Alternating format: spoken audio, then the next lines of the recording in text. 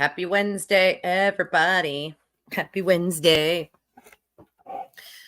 So, let me take one of these out. Actually, let me take this one out. There's fireworks going off, as you can imagine, for the 4th of July. I just ate dinner. So, it's a little loud. I apologize. I apologize for the loudness. I apologize. We made s'mores too, so move my s'mores over here. The family has spoken, and I'm so proud of Paul and the thing that he had to say. I think they've been holding it in for quite a long time. And at this point, what's the benefit to staying quiet? What's the benefit? Let's realistically think about what the benefit is of staying quiet at this point. There really isn't one.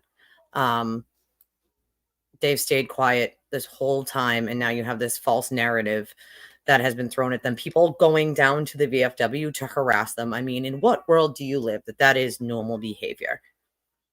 In what world? It's not normal behavior by any stretch of the imagination.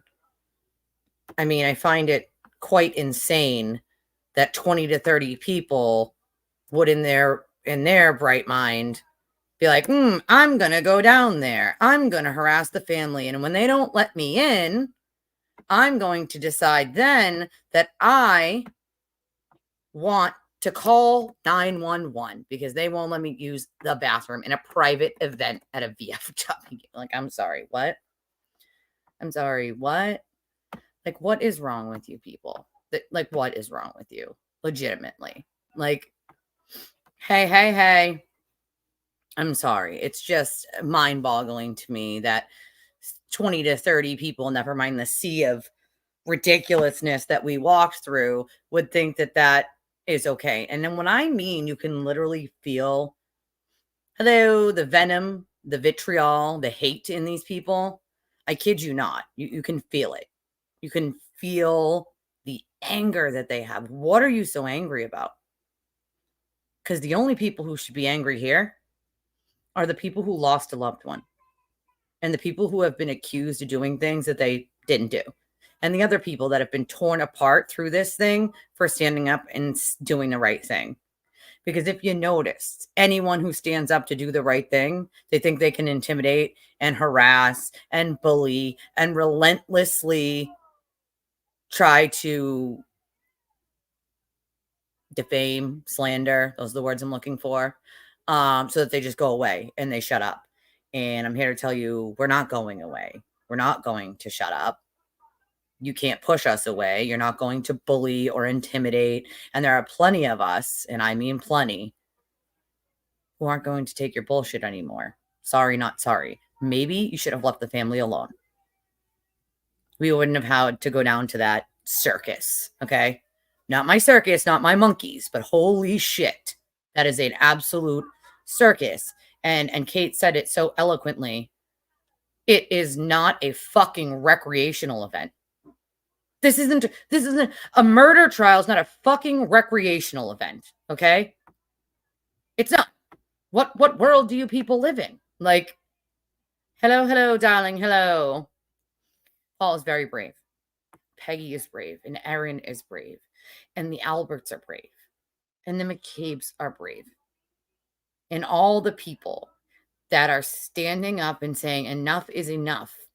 Lindsay and Mary and all the rest of the people, Kate, all the rest of the people that came with us to walk through that nonsense are extremely brave. And I'm proud to call them my friends. And some even extended family at this point. Yeah, right? It's like a flea market, right? Like, what the fuck?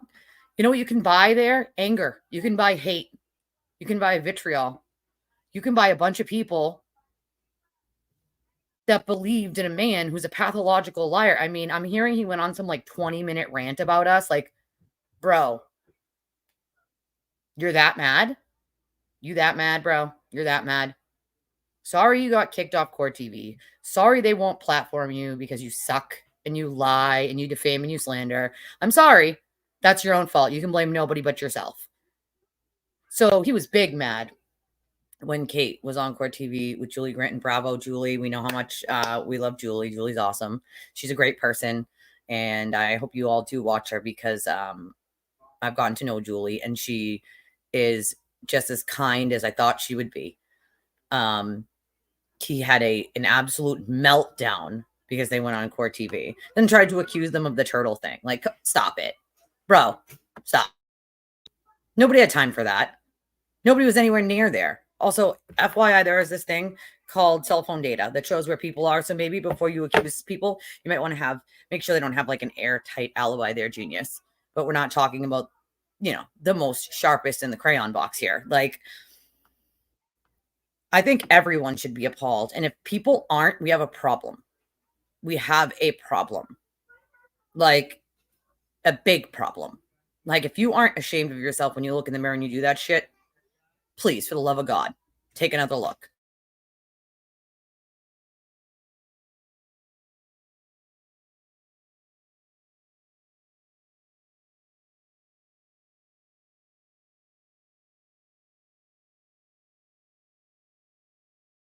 Hold on, guys. My little's looking for something.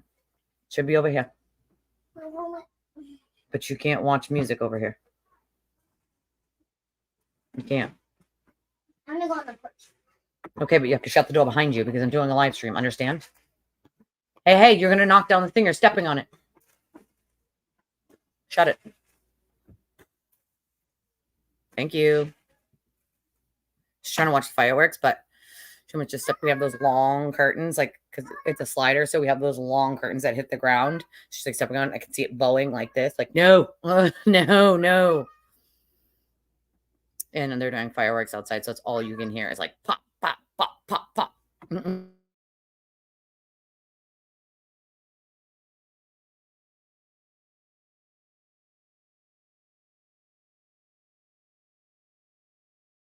You're right, Crimson Crime. They literally were like a cookout. Like, it's like fun and games. Like, this is for funsies, guys. Like, this is all funsies. Like, bro, it's a frigging murder trial. Somebody has died here. Do you have no shame?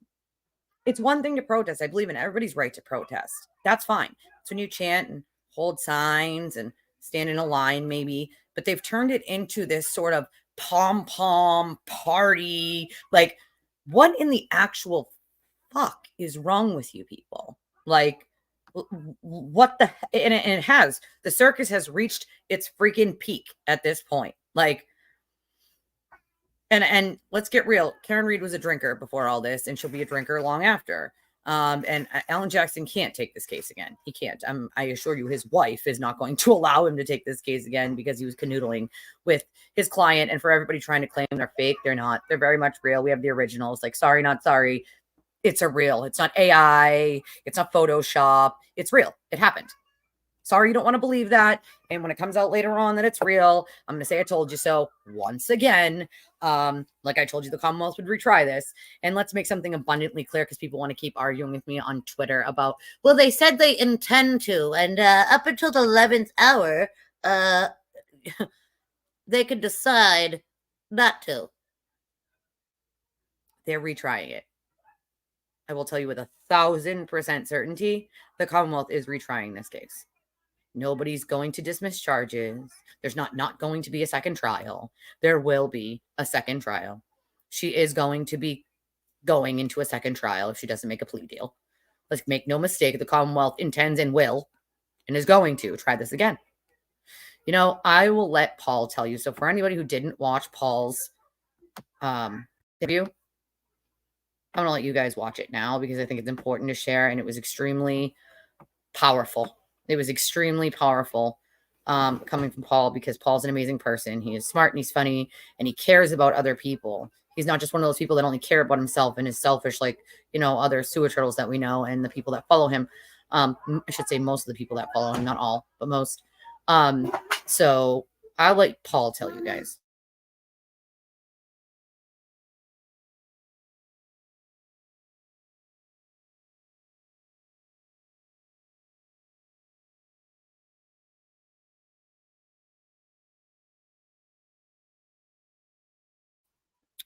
You are right, Tarn.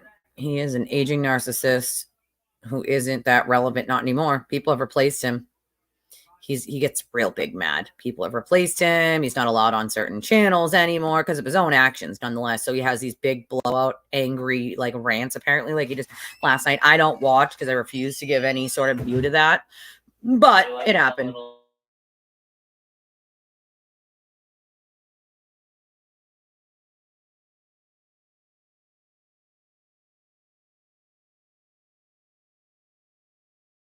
So I can confirm as best as I can confirm the jury split was 10-2. And that they were having a hard time with the two were having a hard time with the murder too, and all the other ones. But it was a 10-2 split for guilty. So if that tells you anything, it tells you nobody was buying the bullshit. And the two people that did, well, I'd say if you're watching, maybe now that you're not a jury member anymore, go back and look at now all the things that you can look at. And I think you'll find that you made a mistake.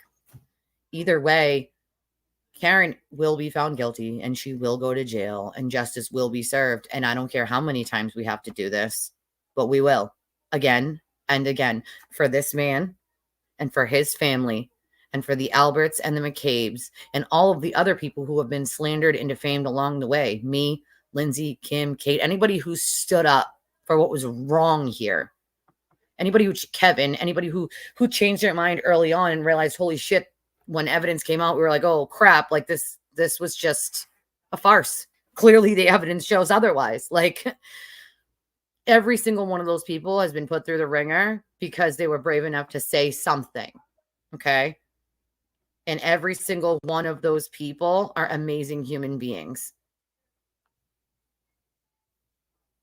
Who will be back? Oh, the sewer turtle. Oh, he'll be back. Hopefully he'll be in jail by then though. Yeah, he is, Emma. He is. Yeah, righteous indignation. Well, important for him. He's a narcissist, so all he knows is about himself. It's possible, and it's very possible that that's what happened. But I think this time they need to do the right thing and sequester the jury. It should have been done to begin with. There's no reason. There's no reason that they shouldn't have sequestered the jury. Hey, girl. Hey. And I hope that they do the right thing and sequester the jury this time. I know it's not ideal. I know it's not something that they normally want to do for the jurors, but in this case, because of what happened here and because of the blogger who wants his $50,000 a month, okay? Remember that he told a news organization that was following him, he makes, oh, Alan Jackson, no, I don't think he'll be back. 50, I'm already hearing he's not, from other sources, that he's not coming back. $50K a month. $50K a month. And I think he was undercutting that, to be honest with you, because then the IRS would be looking for a bigger cut if he was making more. $50K a month. And you know, two people told me yesterday some of the things he was ranting about on his live stream. Again, I refuse to give him any view at all whatsoever, because he's garbage and trash eventually takes itself out. But I heard he was saying, like, we're only doing this to, like, grift. What, sir, what money did we make by going down there? As a matter of fact, we did it to our own detriment, number one. Number two, my show makes barely anything because I'm a small channel. You have grifted off of this and then lying about people for years. Shame on you. Take a fucking good look in the mirror, sir. When you get on your show, when you lie to thousands of people a night and you know you're lying, that must be real shitty feeling inside, right? Or maybe it's not because you're a narcissist. I'm not really sure, but you must feel real shitty inside. And then for you to project onto other people what you do is even shittier. Like, I'm sorry, dude. I can do an 8-hour live stream and maybe not even make $20. And you're over here making $50,000 a month off this case. And you have the audacity to call anyone a grifter. I'm sorry. I actually put work in my show. I don't just press the button and lie to people like you do. I do FOIA requests. I talk to people. I talk to sources. I talk to witnesses. I talk to anyone I can talk to. And then I try to confirm the information numerous times. Like, who the fuck are you? Like, you don't have the right to tell anyone what they should or shouldn't be doing, sir. You bring fake evidence to court and try to claim it's real. You tried to set someone up with pictures of your own children. Like, what? You have to be an absolute psychopath and something very wrong with your brain to do things like that. It's not normal. Like, yeah, Uncle Moneybags. He's got Weinstein to deal with. Karen Reed is nothing compared to Weinstein. Come on, dude.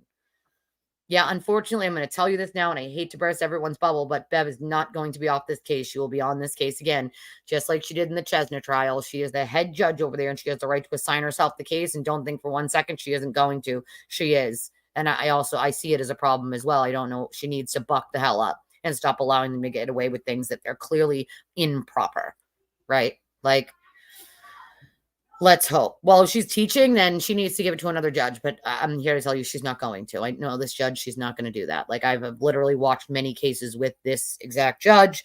She used to be, I think, a defense attorney. I believe there was one case that I watched in public, like, at the courthouse, that she was a defense attorney on. I can't remember exactly if it was her or not, but I've seen like her rulings and readings over and over and over again on certain things coming from that courthouse. And I'm telling you, she's not going to take herself off this case. I wish she would, but she's not going to. Yeah, I mean, what do you mean? Don't you remember? They said, wait for me. Don't never let go, Jack. Never let go. That's what they said, right? That's what they said. I don't know why. I've never seen someone chop a trial schedule up like that. But let's for all the people who didn't get to listen to Paul, let's listen to Paul put it ever so eloquently. Because he's an amazing guy, and I think what he has to say here is very powerful.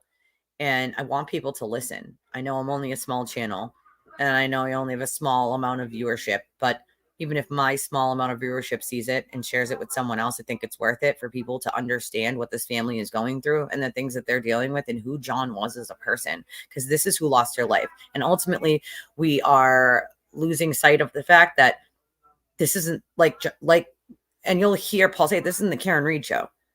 John O'Keefe lost his life here. Like, this isn't about Karen Reed. This is about John O'Keefe and his family and the people who have been put through the ringer by them.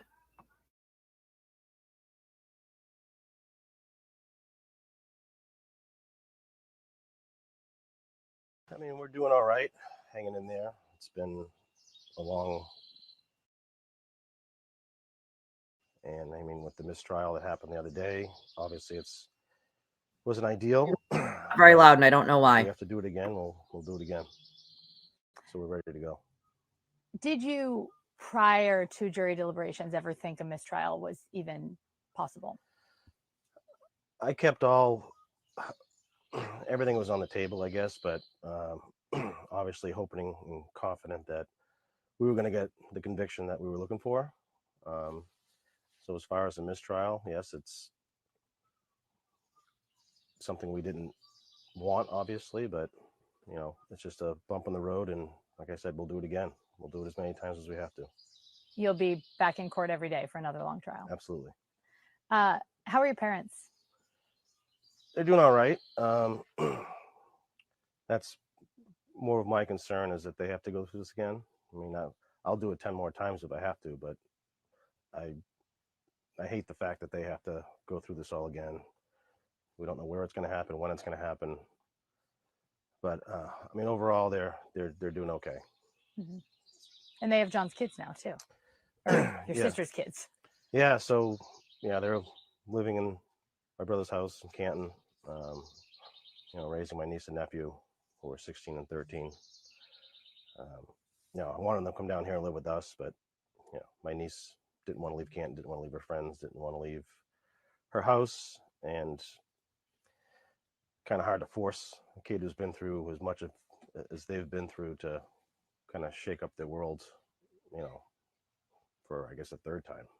Yeah, I mean, can you just talk about Kaylee and Patrick? I mean, they, because we didn't put them on camera or anything, of course, during the trial, I had a lot of people ask me, like, what were they like? And they seemed like, for a reason, very, very strong kids.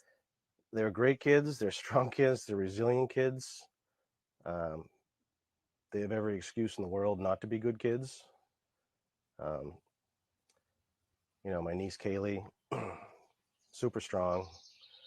When asked if she wanted to testify, we told them they didn't have to, and she said absolutely she wants to. She wanted her voice heard, her story heard.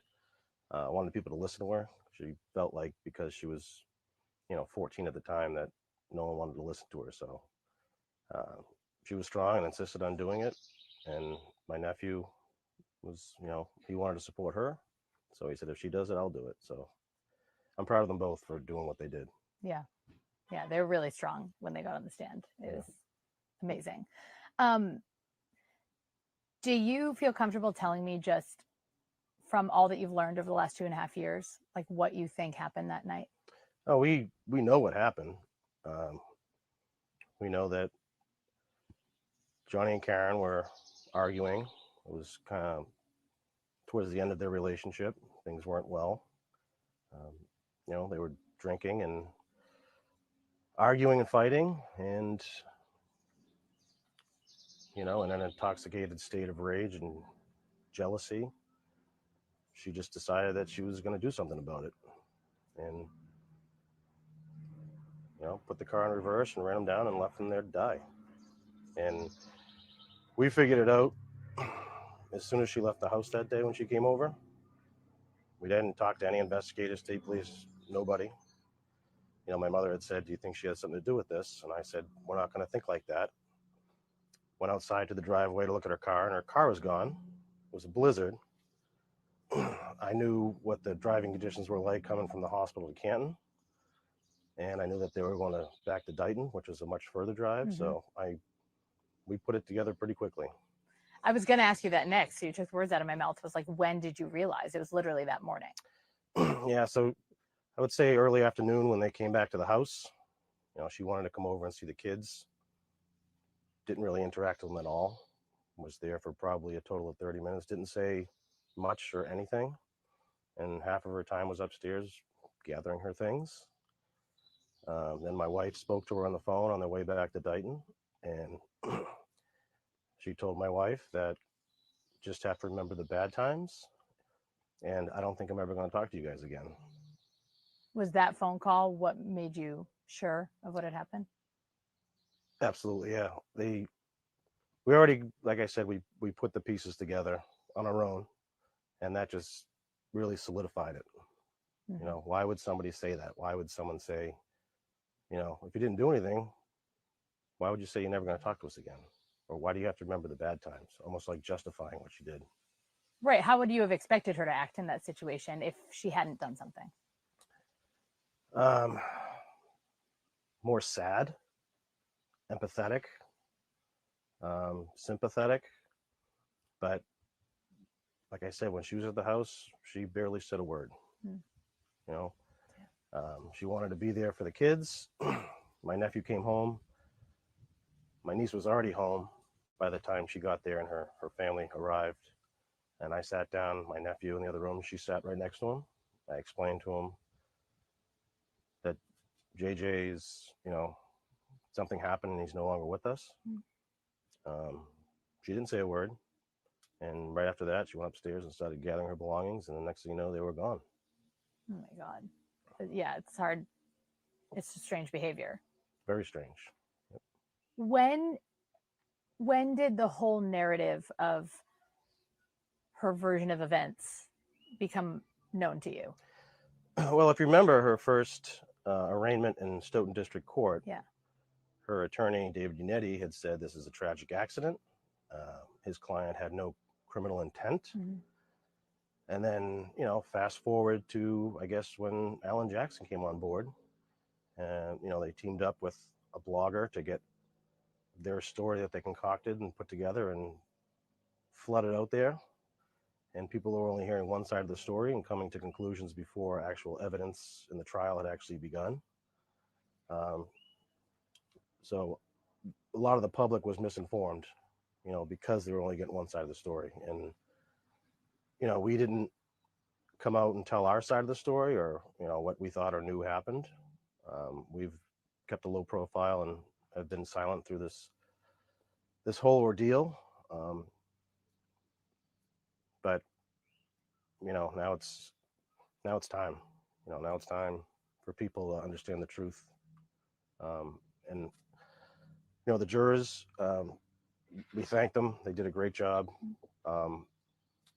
They put in a lot of hours, paid a lot of attention, worked hard. Unfortunately, they weren't able to come to, a consensus as far as a verdict goes. But,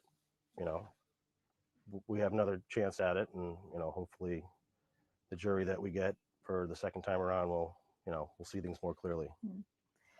So, just so I'm clear, you think this all started when Alan Jackson showed up, and Karen, throughout the course of this trial, you think she knows what she did? She knows exactly what she did, and she's trying to buy and lie her way out of this. Refusing to take accountability for her actions. Not only that, but pointing the finger and blaming innocent people. Yeah, talk to me about that. I mean, because the thing is, it the story on the defensive side is not just, oh, she didn't do it. It's she didn't do it, and all these other people did. Yeah, I mean, she's pointing the finger at everybody. Everyone's lying except for her, according to her. I think we had 67 witnesses testify. 68. 68. I'm sorry, That's testify. All right. And according to them, they're all lying and they're not credible. And which, I mean, there's first responders that were just doing their job that day. Jen McCabe, Kerry Roberts, all they did was pick up the phone and help because she was asking for help. And according to them, the only one telling the truth is her. Right. So I don't even know what to call them. We have a variety of names. The pink people. They turned on all those people first. Jen McCabe, Matt McCabe. But then how have they treated you guys over the course of the last year and a half? Well, if you just go back to any video of us walking into court during pretrial hearings, yelling, screaming, calling us names, to this day, I don't know what I did wrong. I get messages all the time, whether through Facebook or other ways of communication, telling me that I'm a moron, I'm stupid, need to open my eyes and all this stuff. But I ignore those. I don't really care what people say to me because this isn't about me. This is about my brother. And I like to think I know a little bit more of what's going on in the case than people that are just reading stuff on the internet. And there's been things said about me, accusations about me, all types of things that just aren't true. But again, I just brush it off because this isn't about me. So if these people buy into this big conspiracy, right, that Brian Albert's a murderer or whoever, okay, if they buy into that, why are they turning on you guys? Has that ever made sense to you? Because we don't believe in a crazy conspiracy theory that holds no merit, no evidence. I mean, we know these people. I mean, Jen McCabe has been a family friend of ours. She was friends with my sister. We've known her for over 10 years. She was very helpful with, picking Kaylee up to and fro when he took over raising the kids. Kerry Roberts, we've known for a very, very long time, right? And at the time, she didn't really know Jen McCabe or any of the McCabes or Alberts. And her testimony corroborated everything that Jen said. And the defense, I think, was scared of her and didn't want to ask her any questions. They just wanted her off the stand. And I guess the negative or hate that's directed towards me, mostly me and my mother, is because we support these people who are being falsely accused of something they didn't do, right? And their lives have been turned upside down and partially ruined. Colin Albert, who was a 17-year-old kid at the time, his life has been turned upside down and ruined. I've gotten to know the Alberts through all this, and they're all good people. So just because we don't believe in a crazy conspiracy theory and we believe that Karen Reed is guilty of killing my brother, they take it on us. Doesn't it feel sometimes like your brother's forgotten in all of this? Absolutely. All the time. It's turned into the Karen Reed show. She walks through a crowd that cheers her on. She goes out in public, takes pictures, signs autographs. She's just living her life like nothing's ever happened. And meanwhile, my brother's been gone for almost 2.5 years. And I just want people to go back to who the victim is in this. It's not her. It's my brother. What do you want people to know about John? You call him Johnny. Kids call him JJ. Yeah. Yeah. I mean, my older brother. So, I mean, generous, loyal. Um, sometimes a pain in the ass to me. I'm sorry, pain in the butt to You me. can say pain in the ass. Just because he was my older brother, but he just was there if you needed him. Took care of the people that he loved. Good-hearted guy who didn't deserve any of this. He rearranged and uprooted his life. Went from a single the bachelor lifestyle living in Boston to moving into instant dad role. Mm-hmm. And that's something that obviously everyone admires him the most for, and I do too. It wasn't easy for him at the beginning, but he learned to figure it out, and we all helped as much as we could without getting in the way. Just an overall good guy. And I assume he chose to do that, right? I mean, your sister's situation is unimaginable. Yeah. So then, after my brother-in-law passed away, we had to figure out, all right, what do we do? And at the time, my wife and I were like, all right, we'll take them in. At the time, we had a 3-year-old and an 8-month-old, so we were trying to figure out how are we gonna do this. Our house was small. We didn't really want to live in the house that they both passed away in, but we were trying to figure it out the best way possible. And then Johnny just stepped up one day and just said, "I got it." Wow. And then pretty much moved in the next day and took it from there for 8 years. So there's a reason that's why so many people describe that's what they admired about him. Yeah, He stepped up. a selfless act, changing your life, to take care of his family and people he loved. Mm-hmm. Yeah, that's him in a nutshell. I know I asked you how your mom's doing already or how your parents are doing, but I just can't imagine for her losing 2 kids. Yeah. Is she like a different person now? She's a strong woman. I'll give her that. Yeah, it's unimaginable, just to lose them in the ways that she did. My sister suffering for 5.5 months with brain cancer. Yeah. But at least had the opportunity to say goodbye. And then, with my brother just being taken from us so quickly and senselessly, I don't know, somehow she keeps it all together. My father, quiet, kind of keeps to himself. Mm-hmm. But overall, what they've gone through it's unfair. Yeah. It's unimaginable. But they're strong and they keep moving forward, and just same thing. They do what they have to do to take care of the family. I have to ask you, we got ushered out of the courtroom pretty quickly on Monday. You had a little exchange with Karen. Do you mind? What happened there? So throughout the trial, she likes to turn and look at me and smirk.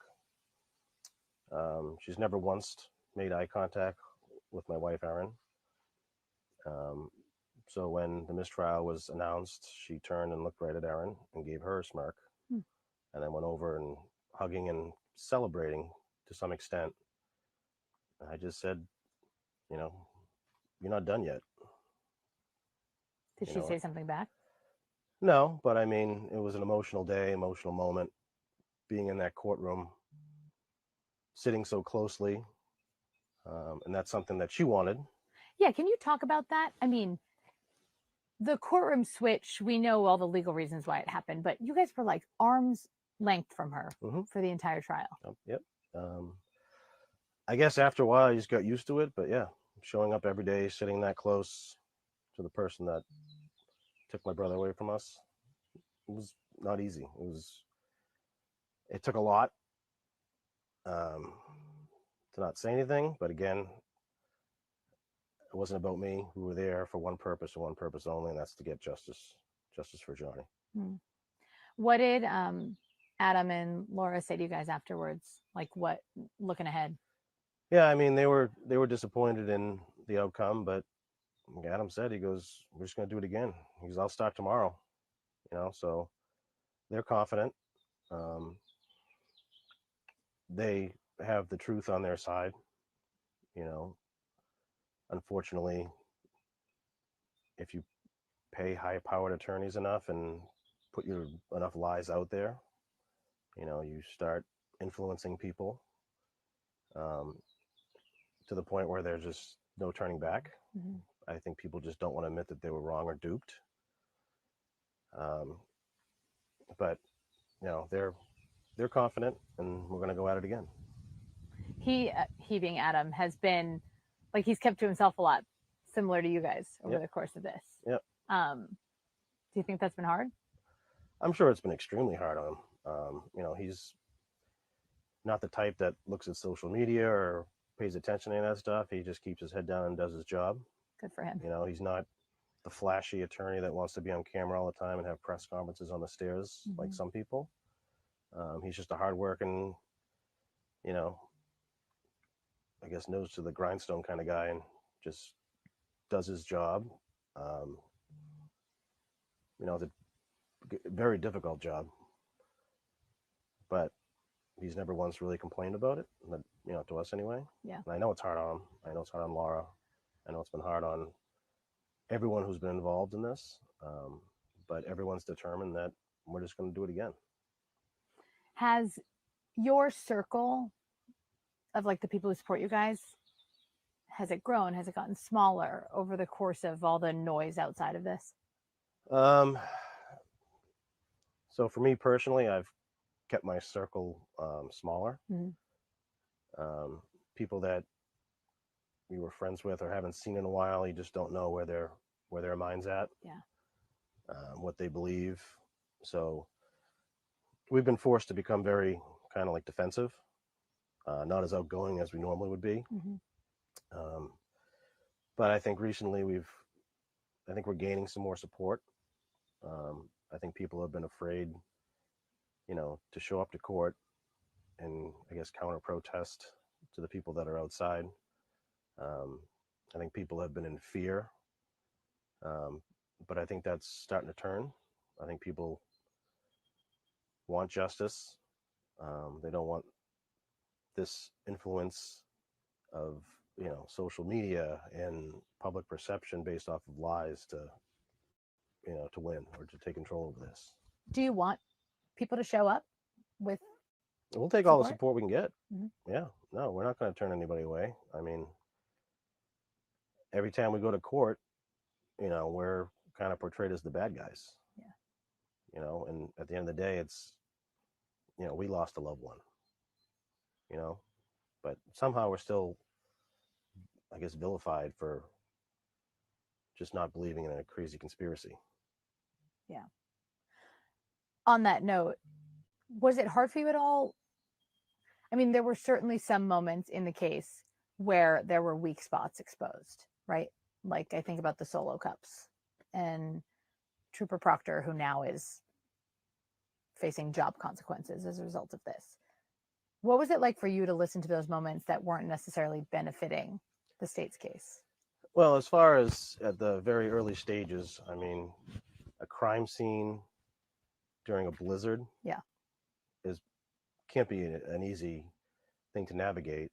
And yet, you know, they found evidence. They found a sneaker. They found pieces of taillight. You know, obviously, you're not going to see everything under a couple feet of snow. So I think they improvised the best they could.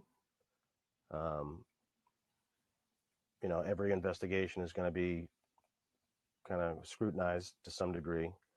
But, you know, they did what they had to do with what they had, and with the weather conditions being what they were. They just, like I said, had to improvise and do the best they could. As far as, you know, Michael Proctor's comments, I mean, he even said too they were unprofessional, which we agree with. But you know, this guy, his life's been ruined. You know, getting his personal cell phone, which was something that should never have happened. Josh Levy should never have been intervened in this. An FBI investigation was launched due to cherry-picked evidence that was, or pieces of discovery that was only provided by the defense. Like this This It's is pretty unheard of. unprecedented. To not even speak to the Norfolk District Attorney's Office, not speak to the Mass Police to see what they have for discovery and evidence. Just to intervene himself in that way, and which casted, a shadow of doubt on the investigation. So I think he has a lot of questions that need to be answered. Yeah. Do you get updates on that? I do not. I do plan on trying to sit down with him at some point. Yeah. Whether I got a knock on the door, I sent him an email, but I'm sure I won't get a response. But if I have to go knock on the door and ask for a sit down, that's what I'll do. Is there anything I haven't asked you about that you want to make sure people know? In all this, I just want people to remember the actual victim. I think I mentioned it before that it's not the Karen Reed show. Yeah. This is about a good man whose life was taken way too soon and for selfish reasons, and has created a void in our life that was already an enormous void, but just made it even that much bigger. And I just want people to remember him and want him to get the justice he deserves and that we deserve. Mm-hmm. And that's Karen Reed going to prison. Thank you. Thank you.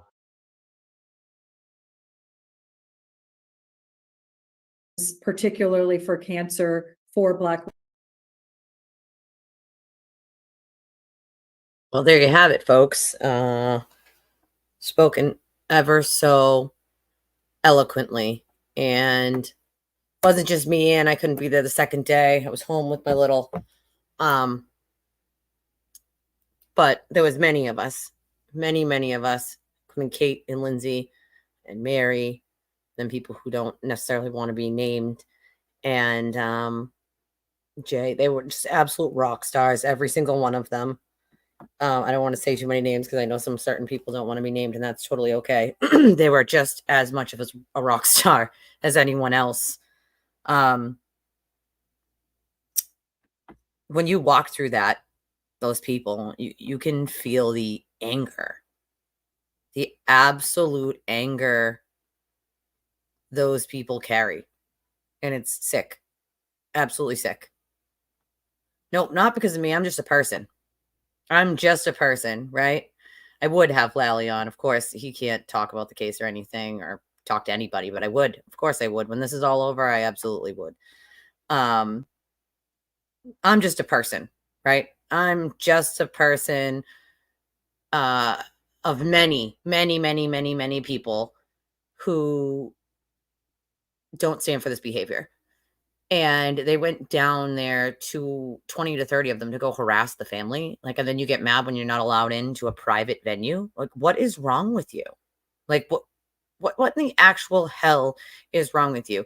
I wasn't the one who put it all together. I said, that's a great idea. Let's do it. But I'm not the one who organized it all. So I can't take credit for things I didn't do. We all just sort of were like, you know what? Let's just do it. Like, screw it. Enough is enough. This is not okay. And the next time more people came because people were like, okay.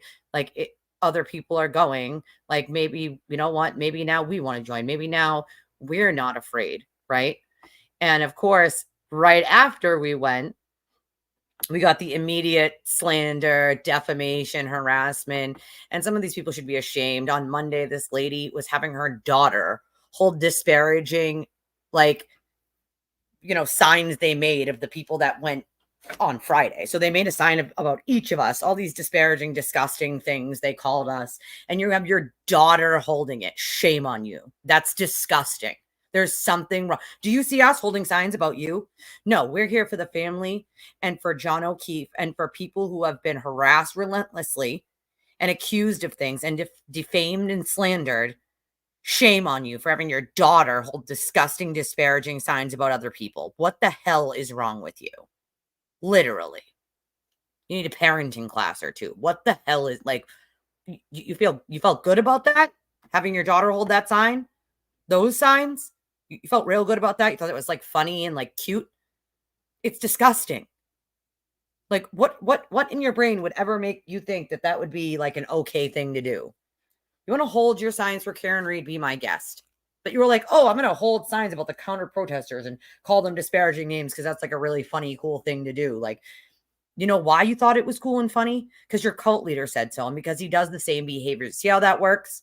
See how that works? He does one thing you guys follow. It's gross. It's disgusting. Like, yeah, it should impeach that witness entirely. You're not providing all of the evidence so that they can see it. That's a very serious problem. No, the text had absolutely nothing to do with it. And that's the thing, Jennifer. Everybody's life has been ruined with Karen's. It's the sad part of it all. People's lives have been affected in ways that people don't even realize. There are things that people have to go through dealing with this that you guys have no idea about, and I wish I could tell you because you'd just be even more disgusted. And it's gross. All right, the things that these people have done and the lengths that they will go to just be right, even when they know they're not. Like, it's gross. Yeah, it's inadmissible, unfortunately. Absolutely inadmissible. I can't use it. I wish they could because, I mean, here's the thing. Even the people that know it exists for 100% certainty are still lying to the world and saying, well, I don't know. I mean, you know, that doesn't matter. It sure does. If she's texting her attorney and saying that she clipped him and didn't hit him that hard, didn't think she hit him that hard, it's absolutely, definitely makes a difference. Therefore, showing she's guilty, whether it's admissible, inadmissible or not. If it's inadmissible, it still doesn't make it that it didn't happen. It happened. So, you know. Well, that's another thing that's not going to go so well for her. And in the second time around, which is the smirking, the laughing, like all of that, like that was public. Remember that. Like, that's not going to help her in any way, shape, or form. As a matter of fact, it's going to be a detriment to her. Nobody, and I mean nobody, thinks a murder trial is funny. Most defendants don't do that. It's common sense. Like, he is very well spoken, and he's kind, and he's funny, and he's honest, and he cares about other people.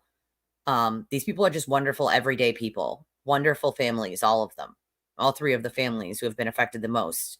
And there are other wonderful people who have been affected. Lindsay being one of them, Leah being another. And hers goes back years. Leah had to move out of the goddamn state to get away from this, and still gets harassed. Like, it's disgusting. It's disgusting. Imagine one person on the internet running their mouth about you, saying things that are untrue, false, or taking them completely out of context. Like, we had this, what was this troll that came in like, oh, your criminal record. Hey, bud, no secret that I've been sober for 16 years. No secret I used to have a criminal record. A judge also felt it proper to seal that record, sir. I then worked in a mental health prison. So I'm pretty sure that I paid my debt to society a long time ago. I've been doing advocacy work for 18 years unpaid as a volunteer. So please take several seats. I have secondhand embarrassment for you. Take several seats. My past is nothing that I would hide, okay? I am who I am today because of the things that I went through and the lessons that you learned from it. So I don't really care what a single one of those idiots has to say. Like, you don't know me. Anybody who knows me on a personal level just laughs at this shit. They're like, yeah, you clearly don't know her. Like, calling Elise something like bad, or like, I'm sorry, but you wouldn't know me then. And anybody who does know me literally laughs at that. They're like, yeah, that's complete opposite of who and what she is. Like, sorry, not sorry. When I die, I know what I've done in this world to help others, whether it gets noticed or not. I know that when I die, I did my part in showing my children what they need to do to help this world and leave this world a little better than when you were in it. I know that. At the end of the day, what has the sewer turtle done? He hasn't helped a single person ever in life. He's hurt so many people just to hide his own dirt, because he knows once everybody realizes that he's lied for so long, and he hides his dirt by blaming other people for, funny enough, the exact same things he's doing, then they'll be disgusted by him and won't want to follow him, won't want to throw money at him. Thank you, Barb. I appreciate it. Well, that's the problem is I'm sorry, you can literally feel that like, it's disgusting. You had to be there. You would have to be there, like to feel it. But it's not something a normal person would want to feel. Their energy is just way off and deep and dark. We did. We just said, let's go in and we'll figure it the fuck out. Like at this point, we were just like, oh, you know what? We're going through a sea of fucking crazy people. Let's do it. Fuck it. We're doing it. Like, I know that the family appreciates it. I know that they absolutely know that we have their back no matter what. And we will do this again and again and again if we have to. I will take the abuse if that's what it takes for them to leave these people alone. Let them grieve in peace. Let them deal with this the way they want to. You don't have the right to accuse people of things that they didn't do. You don't have the right. Sorry, not sorry. How would you like it if it was your family? One person spreads a lie and then thousands of people parrot it. And then it just keeps going. Like telephone. Happens all the time. That's why I tell people before you say something on the internet, make sure you're 100% right. And I don't just mean because you think you're right. I mean, maybe you want to confirm that information before you start slandering and defaming people because there are legal consequences for that. And I literally can't wait to see the looks on these people's faces when they get them. Maybe then they'll think twice next time. Oh, they're definitely easily misled. Even some of us that believed she was innocent in the beginning figured it out in short order, right? When evidence started coming out, besides court filings, actual evidence, we were like, wait, hold on. Hold the fuck on. Clearly something. Nope, this doesn't fit with this. So this narrative does not fit with the actual evidence. And as soon as we realized we were wrong and turned our attention to the fact that we were wrong, it's, oh, well, you only changed your mind because you don't like the sewer turtle. No, I changed my mind because I saw evidence. And also when you realize that he can lie so boldly about you to thousands of people, when he knows he's lying, what else was he lying about? And then you go and you find out and you realize he has a long history of doing shit like this, a very long history. It's not something that just started at the Karen Reed trial. Go back years trying to frame another, person with pictures of his own children. You have to be very, very sick in the head, okay, to do things like that. Very sick. Oh, yeah. I agree with you. I worked in mental health and I could feel and I saw a lot of the same behaviors that I saw when I worked at Bridgewater. It's gross. Yeah, Colin, 17. You tormented a 17-year-old's life, an 18-year-old, somebody just starting their life. What is wrong with you? Like, even when I thought she was innocent, I wasn't tormenting people. I wasn't showing up on these, what did they do? This rolling rally thing. I didn't do any of that shit. I went to the courthouse and protested. That was it. I didn't hold a sign either. I literally did none of that. Like, you don't need to scream and yell at people and call them names to protest. It's not a necessity, right? Like, but they will follow anything he does because he incites the mob to do so. Some of them did take a polygraph and they passed, FYI. Yeah. Well, that's the thing. If you try to come out of that cult, then, he ostracizes you. So they're too afraid to come out of it. Some people will privately tell me they literally can't say anything publicly because they're too afraid. That is sick. That's sick behavior. That's very sick. And again, they'll say everything is a win. Everything is a win. I think it's 5,000. I think it is. She has a fundraiser. It's on my Twitter. I'll have to retweet it again to put it at the top. They were never suspects. Thank you, keeping it real. It's been a long 16 years. I don't make excuses for the fact that I used to be an addict. That was a long 16. It was a whole nother lifetime. I got sober when I was 21. I'm 37. I'll be 38. Yep, Jen McCabe did. Yep. And her attorney is Kevin Reddington. He's a very good attorney in Massachusetts, very well known. Another good one, well-known one, is Kevin Mahoney, and he's speaking out against this nonsense. So thank you, attorney Kevin Mahoney. We appreciate you. And yeah, she definitely lives in a delusion at alternate universe. Absolutely. I 100% agree with you there. I hope that the Commonwealth fights harder this time to get him on the stand because I think he needs to be. I'd be angry if I was him too. Seeing that, knowing that, thank you, Mary. Still short $2,139. Yeah. Well, let's hope, because some of them just absolutely flubbed. Absolutely flubbed on the stand, right? Like, I mean, the dog lady was a joke. Oh, well, there was there was clothes in between. Ma'am, those clothes were sent to UC Davis. You said you just looked at the funny enough, she said she then looked at, and I called this. If you go back, I literally called this and I said they were going to blame it. She was going to blame it on technical issues with Dropbox. And I called it before it ever happened. I said they never sent it to her. I don't think they ever sent it to anyone.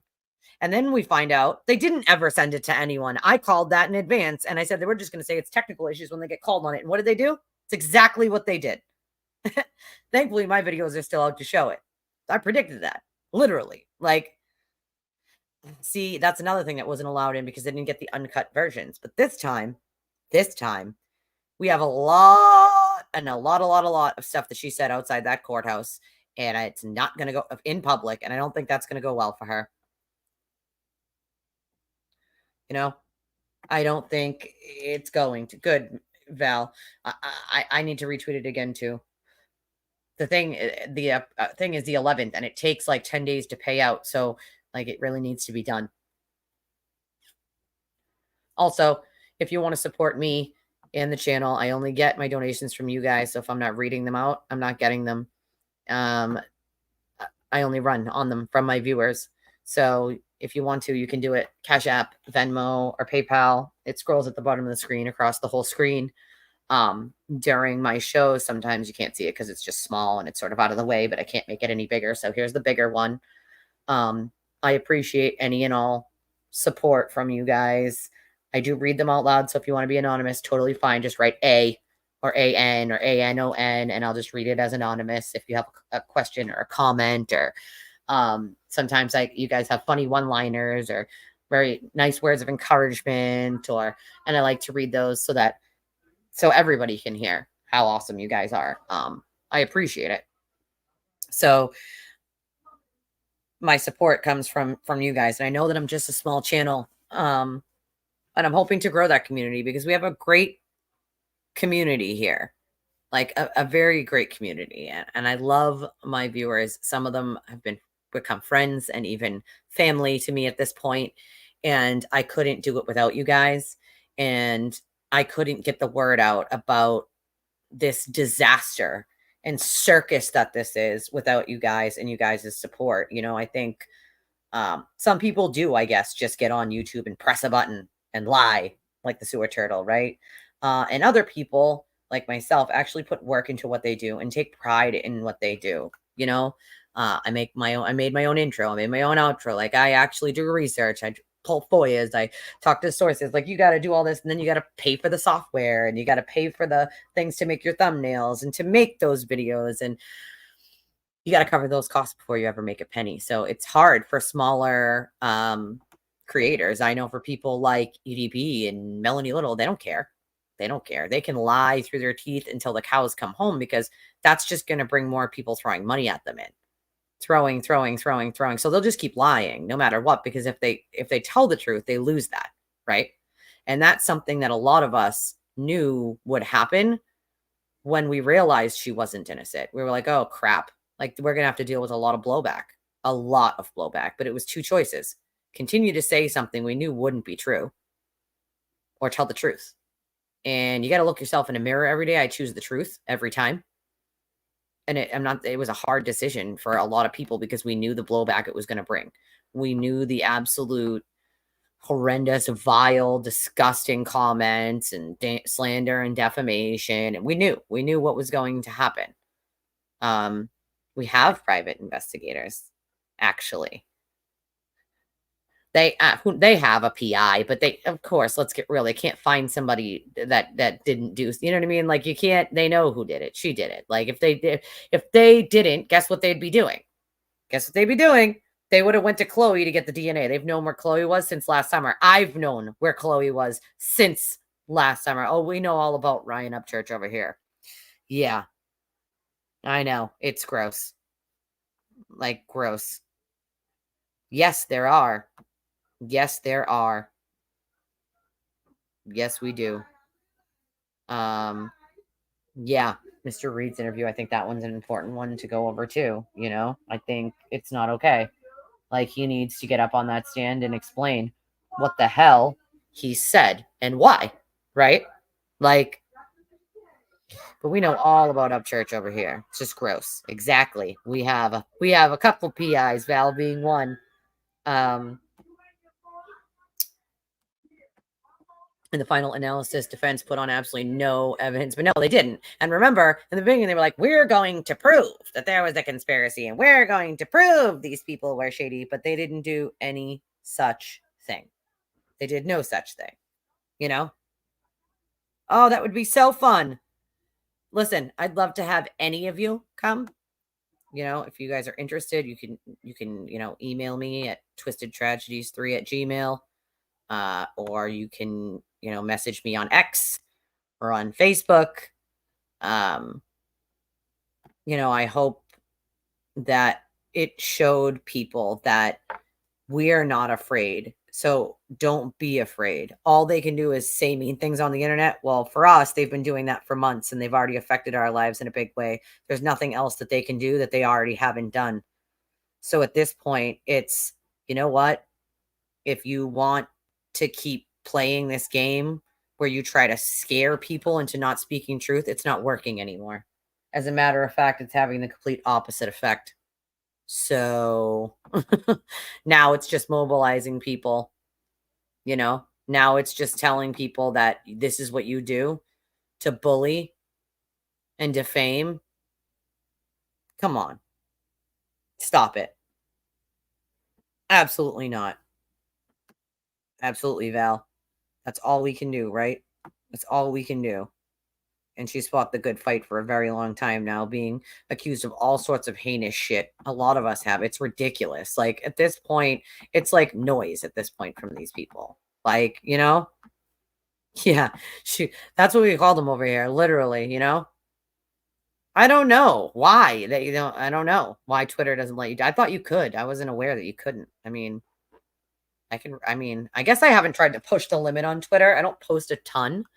I try to make mine about something specific usually, unless there's something going on behind the scenes that I know about. But other than that, like, I try to keep them short and sweet unless I'm really feeling like something needs to be said about something. But I don't think I've ever pushed the limit of trying to post too many. I didn't think there was a limit. Is there like an actual limit on Twitter?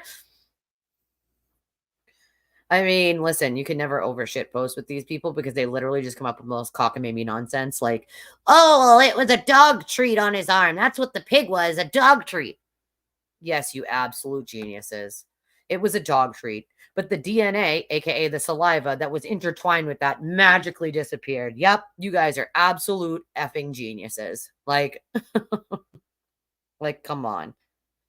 They were paid, though. They were paid by the federal government. The federal government who opened up an investigation based on the defense going to them and saying, open this investigation. So I think it's disingenuous to say they were independent. No, they weren't. The defense is the one who went to the FBI and said, you guys need to look into this, please.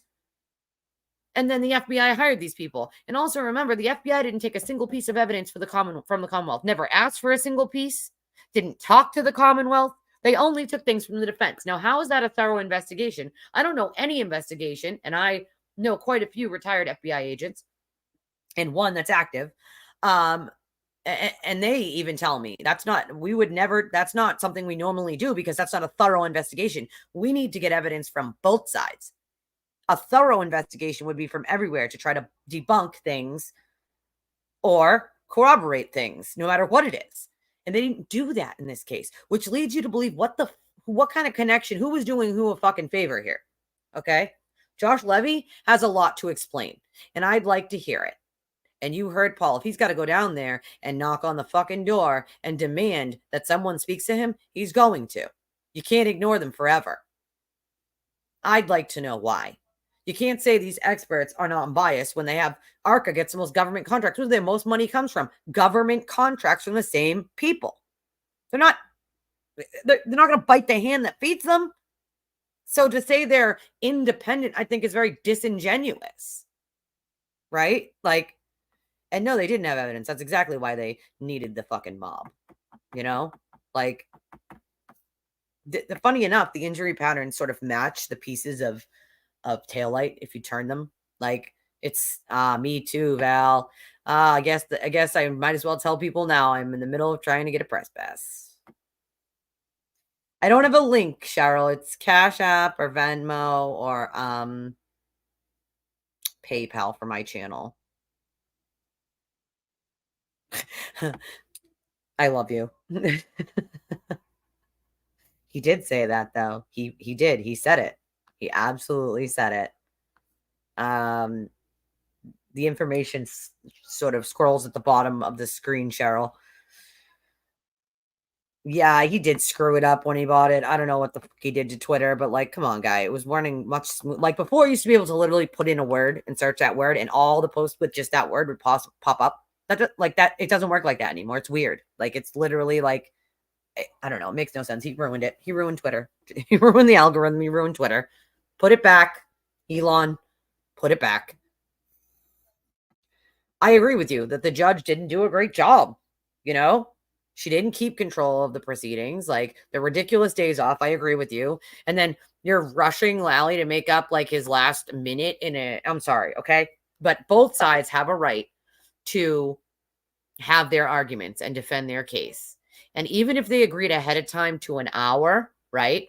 Like, they still have every right to sort of decide that if it's going to take them, they talked a little slower this time, or like whatever, that guess what, they still need to say it.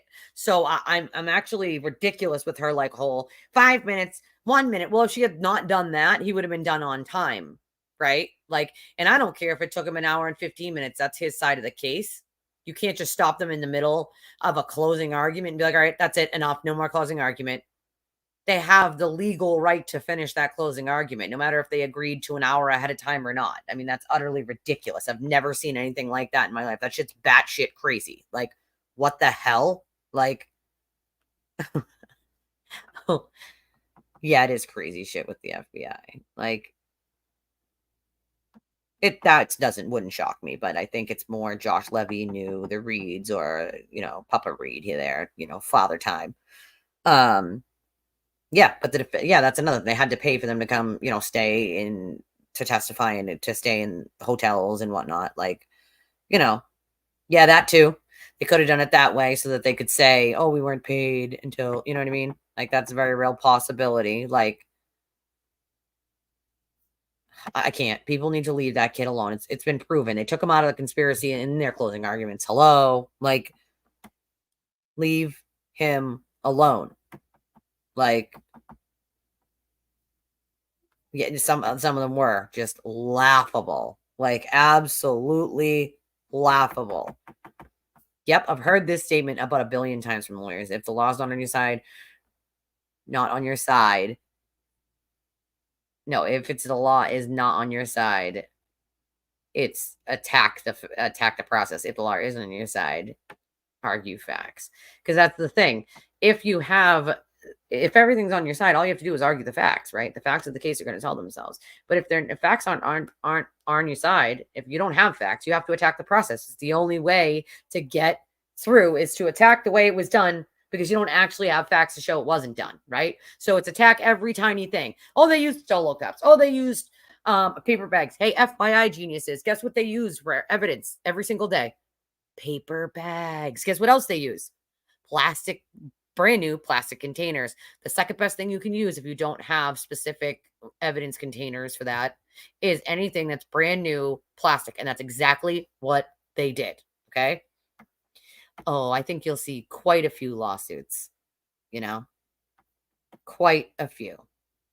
I have a $5 dono from Cash App from a very good friend of mine who shall remain anonymous. And she loves this, so we're going to play it for her. Close your eyes if you don't want to see it, because you can't unsee it. Sorry. I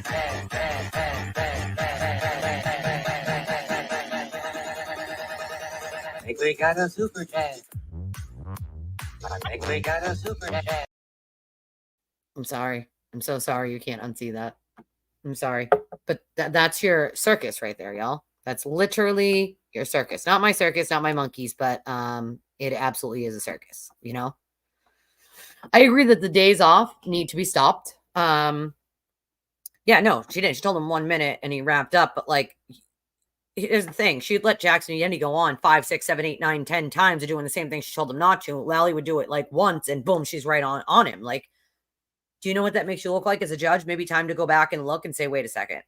And I get it. She's trying to stop appealable decisions, but you know how long appeals take? Years. And it has to be something that would have changed the jury's minds. None of those things would have changed the jury's mind. So she wouldn't have she could spend plenty of money doing appeals where she never would have seen a new trial anyway. She's guilty. And as long as the facts were brought forth, nothing that the judge complained about would have been something they would have been able to appeal. So like literally, I think she needs to stop. Like really. I mean, I have bad allergies too. Like when I was out Friday there, like my nose was running like a sieve because all the pollen, right? And I'm usually home with the kids where I can be inside, and if I want to go outside, I go outside like in my yard and on my porch. But like the freaking goddamn pollen there was absolutely killing me. My eyes are watering, my nose was running, like, so I get it. But I think also she got aggravated with how long things were taking, and it's like normal courts in other states go from 9 a.m. or 8 a.m. till 5 or 6. They don't stop at 3:30. They don't stop at 4. They don't start after 9. They don't take 17 breaks. They don't let the juries leave, a half hour or an hour early every day. Like, they don't do half days twice a week. I've never seen anything like it. Like, that's another thing. 1 hour to do a closing for all the evidence put on for 8 weeks of trial. Like, that's ridiculous. And I get that they might have agreed to that ahead of time, but it's still ridiculous to think that they were going to fit it in an hour and maybe not a little over. Like, come on. Like, and that's another thing. She doesn't have any control over the courtroom. She needs to demand it. She needs to start acting like a judge. Like, agreed. Absolutely. And I think this time that's what they have to do. And the jury should have been sequestered. How long have I been saying the jury should have been sequestered? For quite some time. Like, yeah, same thing, second degree. If you aimed a gun at someone, it would be the same thing. It's a weapon, right? Oh, absolutely. Absolutely. 100% agree with you. But never mind the fact that, of course, they had to pick apart things that, like, you can try, right, to pick apart some of the stuff, but it doesn't change what she did. So you can pick apart the fact that they used solo cups, but it doesn't change what she did. You can pick apart the facts that they walked around the car and the image was mirrored, but you still can't see what you can't see, mirrored or not. They still didn't break the taillight more. There's not pieces falling onto the ground. So it doesn't change what Karen Reed did. Like, doesn't change anything. Like, oh, she caused a fatality. So one way or another, she's guilty of, vehicular manslaughter or with intent or without intent. It doesn't really matter. She's still, yeah, I love when they say factually innocent. Factually innocent. That's okay. So again, you guys have to remember, that's a talking point from the sewer turtle. That's where that came from. And what occults do, they repeat mantras and talking points over and over and over and over. There's nothing factually innocent about her. Like, they can't name one fact that makes her innocent. Like, just like you just said, there's not a single fact that would make that woman innocent. Okay. Oh, well, you heard them. Her car didn't. That's not what they said. Also, not what they tested. What they tested was whether John's head hit the tailgate, which nobody has ever claimed. No one has ever claimed that. No one. Okay. No one. Like, he was great on cross. Great on cross. I think he also needs to stop saying in relation to, because if he says in relation to one more time, I swear to God, I'm going to smash my head off a brick wall. Oh, Claritin doesn't work for me. I've only got allergies in the last 5 years. I never had them before that. So, yeah, well, that's because she's had a couple things appealed before. So I think she worries way too much about appeals. It's the things that generally wouldn't really even fucking matter, even if they were turned on appeal. She wouldn't get a new trial out of it. So, it is, but it's also to have a fair and impartial trial and allow the Commonwealth to present their case. And I think she did a horrible job in that aspect. I agree that they need to do some more, and they need to use some visuals. They need to put John's car in a picture behind Karen Reed's car to show the difference in size and how it couldn't have broken that taillight like they're claiming. It's physically impossible because the size of the vehicles are so different. I need, there's a couple things that they definitely need to do to shore up some of the weaknesses. But see, that's the thing about a second trial and a hung jury. in Massachusetts, nationwide, it actually is a benefit to the defense when it's a hung jury, but not in Massachusetts. In Massachusetts, it is not. It's a benefit to the Commonwealth. The odds are on the side of the Commonwealth. And, you know, yeah, I don't, a 7-year cycle. Someone else said that to me. I never had any allergies before other than to like 2 different medications, but I never had allergies before that. Now I have them like crazy. I don't have them to animals, but just like pollen outside, and like when it rains the next day, it'll be really bad. Or if it's really, really sunny out and like the wind is blowing, it'll be pretty bad. I agree they shouldn't have come in. I think it was meant to do nothing but bias the jury. Nothing in those texts proves absolutely anything other than he didn't like Karen Reed after he started investigating. That doesn't really prove a goddamn thing. It proves he called her names because she sucks. That's literally it. You know, literally it. It's possible. I mean, I don't think she thought she was going to kill him. I don't think that but I think in the moment she did. So, and then the steps that she took to cover it up are the biggest problems. Like, she took steps to actively cover up what she did. Well, if she's teaching, she needs to stop, because the court shouldn't have to accommodate her teaching schedule, or she should hand it over to a different judge. You know? Ugh, I'll have to try that. It usually doesn't do crap for me, Claritin. But I'll try it if it works, because I'm sick and tired of my nose running and my eyes being itchy. Well, she is a whack job. The uproar is only from that side. Remember, the uproar is, oh, well, if he didn't like her, he must have planted it. Except, remember now, the defense showed no motive, no real opportunity or means to plant anything. Remember? They said they were going to show that, but they didn't. They absolutely didn't. They also said they were going to show things about Colin, like he did something, and then took him completely out of it at the end. And yet the other side still doesn't question that. They don't go, wait a second, hold on. If you're taking him out, that means he was never in the conspiracy to begin with. Well, that's not what you guys said for a year. And you're now bringing Brian Higgins into it when he was never a part of it before. Remember, the sewer turtle wouldn't mention Brian Higgins much because he already knew about the text between Brian Higgins and Karen. And Karen didn't want that getting out because it looked bad for her. So the sewer turtle agreed not to really talk about Brian Higgins that much. He was never part of this conspiracy until they got into court. And none of these people stop and go, wait a second, why? They just don't. They continue screaming talking points like, where's all the blood? Like, oh my God, you guys are absolute fucking geniuses. Please, none of you ever become detectives. I've been accused of being Jen McCabe, a McAlbert, like all sorts of a cop one time. I was like, please never be a detective, any of you. Everyone knows whom I am. My profile is not a sock account. Like, if you don't know who I am, then you're a horrible to never be a detective. That's exactly why you are such a genius in this case, because you don't even do basic research. So take several seats, you idiot. Like, oh, she definitely intentionally hit him that night. I just don't think she planned it in advance, you know?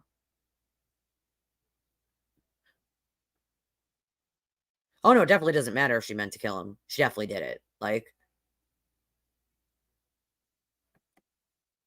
oh, which experiment? He did quite a few experiments, except the problem is with his experiments is he wants it to be a certain way. So you think he's going to do it the way it's supposed to be done to make sure you get the result? Like, no. Or to see what the actual result is? No. If he's getting close to the result that proves the Commonwealth's theory, he would just stop. Just like he stopped talking about the basement. You know, he will never come out and retract something that's false. He'll just continue talking about he'll continue talking about other things and never talk about that thing again. Ignore comments about it, not answer questions about it, just never talk about it again.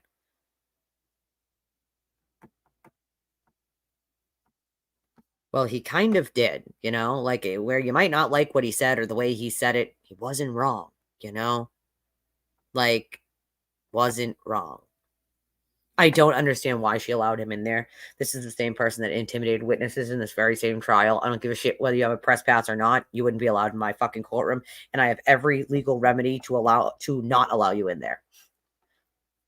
She had every legal right not to.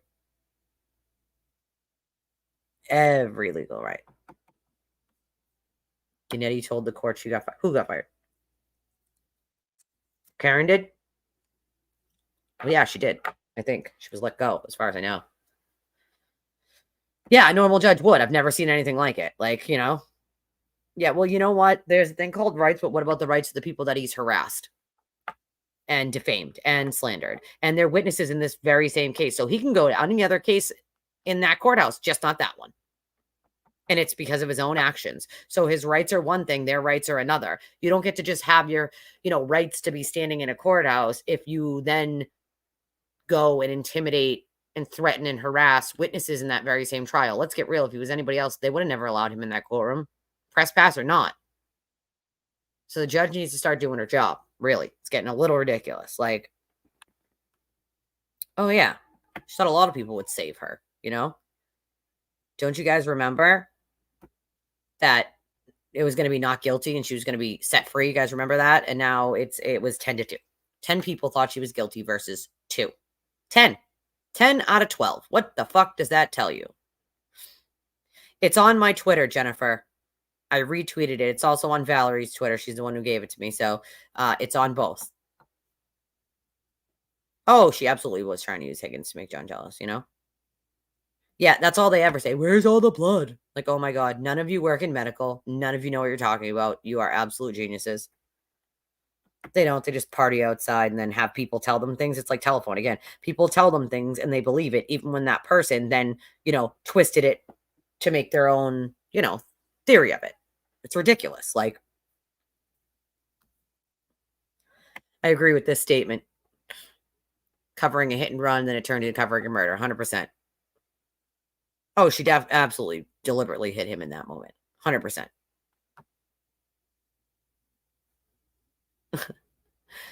Yeah, you know what? She has to, because all the money she brings in from her super chats and her donations, she has to keep lying. She can't tell the world. But all she does by doing that is make herself look like an idiot. Now I know people who are like, who would ever hire that woman? She's dumber than a box of rocks. Who the hell would hire her? Like, what? It was ridiculous.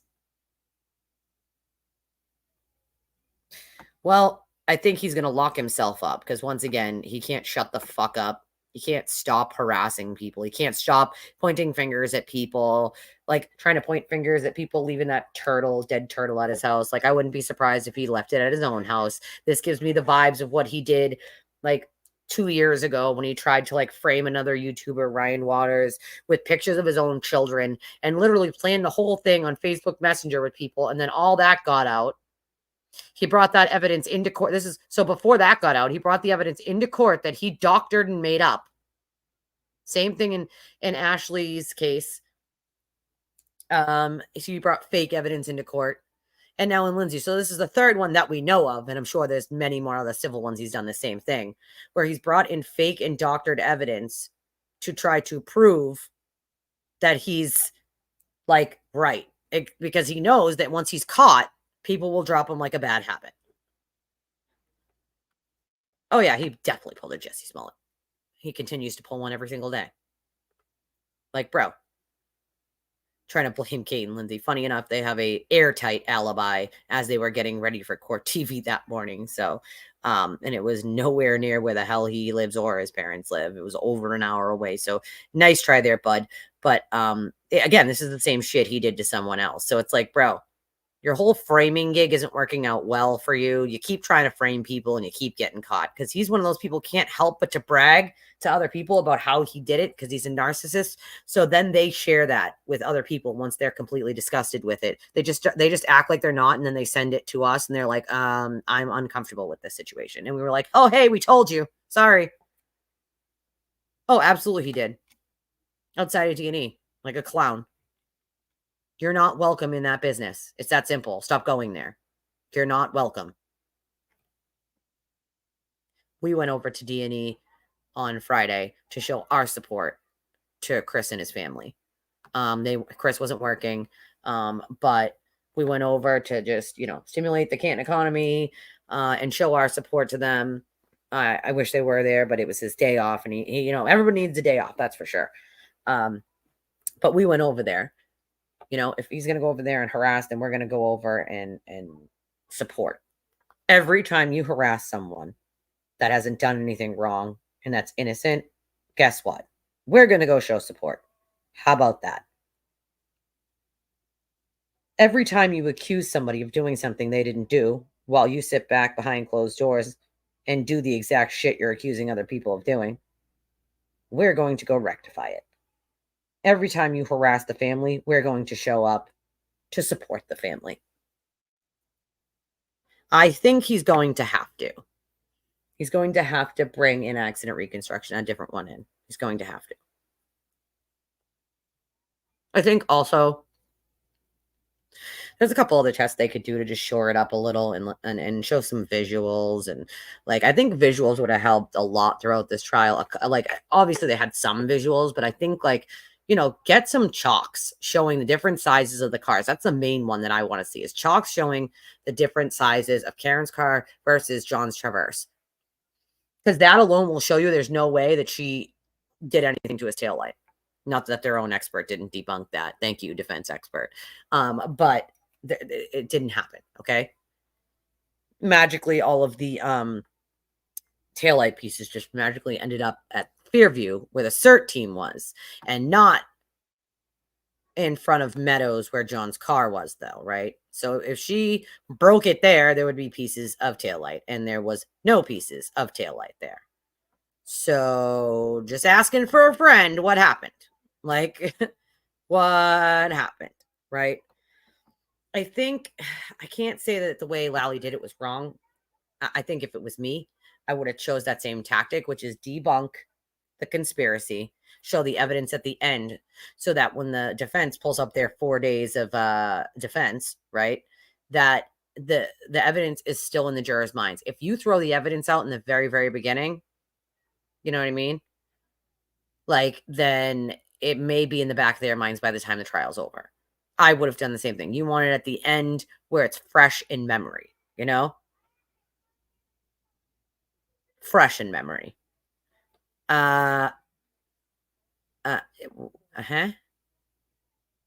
What? Excuse me? Her black box shows you that she hit him. His phone never leaves where he was found. He never enters the house, genius. So where did he get beat up? Where did he get bit with things that aren't dog bites? Yeah, I'll wait. That theory's been debunked 17 times over. Like, 17 times over. That theory has been debunked and changed. I'm sorry, but if the defense is coming out and telling you this is what happened, right? If it was the truth, that what happened doesn't change. It changed numerous times. First it was dog bites, then it was dog scratches. First it was Colin Albert, now it's Brian Higgins. Which one? Pick one, anyone. Oh, also remember in the beginning, for the first year, Kerry Roberts was a part of that conspiracy. Then they didn't even cross-examine her. They didn't question a single thing she said, which means they couldn't question a single thing she said because they had nothing to debunk it. And it was just been shoring up everything the Commonwealth already said. Remember, they took all those people out and put some people in. So if it was the truth, you wouldn't have to change that. The truth doesn't change. It doesn't change. But again, we have a bunch of geniuses that think they're armchair detectives that think they know what the fuck they're talking about. Most of them have never stepped foot in a courthouse a day in their lives, never studied law, don't know how a court case works, don't know the basics of what is evidence, what isn't evidence, the fact that witness statements are evidence, the fact that you can't bring in certain things, the fact that your stupid theories can't just magically make their way into a court case if it's only meant to prejudice a jury. They have no idea how any of this works, yet they're like, oh, she's innocent. Why didn't they do this? Why didn't they do that? Because it's not allowed. It's not legal. That's not how a court case works. That's how. Come on now. That timeline was probably the most genius thing I saw him do. Give them the timeline. Put it minute by minute. Show me how anything could have been planted. It's not possible. John's phone never left the spot he was found in. It never entered that house. 11 people say he never entered that house. So everyone else, 67 people, minus the 4 experts or whatever it was. So 60, you know what I'm saying? It's over 60 people that say this is what happened, but Karen's the only one not like, get the fuck out of here. That's not logical. And also, I think people forget, like, there's plenty of doubt. There's plenty of doubt. What are you talking about? There's plenty of doubt. I don't know how many times I have to explain this. Okay. Let me explain it one more. When you go to a trial and they talk about reasonable doubt, it actually has to be reasonable. It cannot just be doubt. It has to be reasonable doubt. It can't be something that's so far-fetched that it's not reasonable and doesn't fit into the timeline of events, right? It wasn't reasonable by any stretch of the imagination. So you wonder why 10 people wanted to vote guilty, because there was no reasonable doubt. None of the doubt that the defense was throwing out was reasonable by any stretch of the imagination. And from beginning to end, they changed their conspiracy theory. The truth doesn't get changed. You don't have to change the truth. 10 people recognize that. Well, that's what they do, Anne. They just twist what's posted to make it fit their own narrative. It's what the cult does because it's what the cult leader does, right? Like, she said, I hit him. You should believe her. Okay? So one thing out of Karen Reed's mouth you should probably believe. I hit him. I hit him. I hit him. Oh, God, I hit him.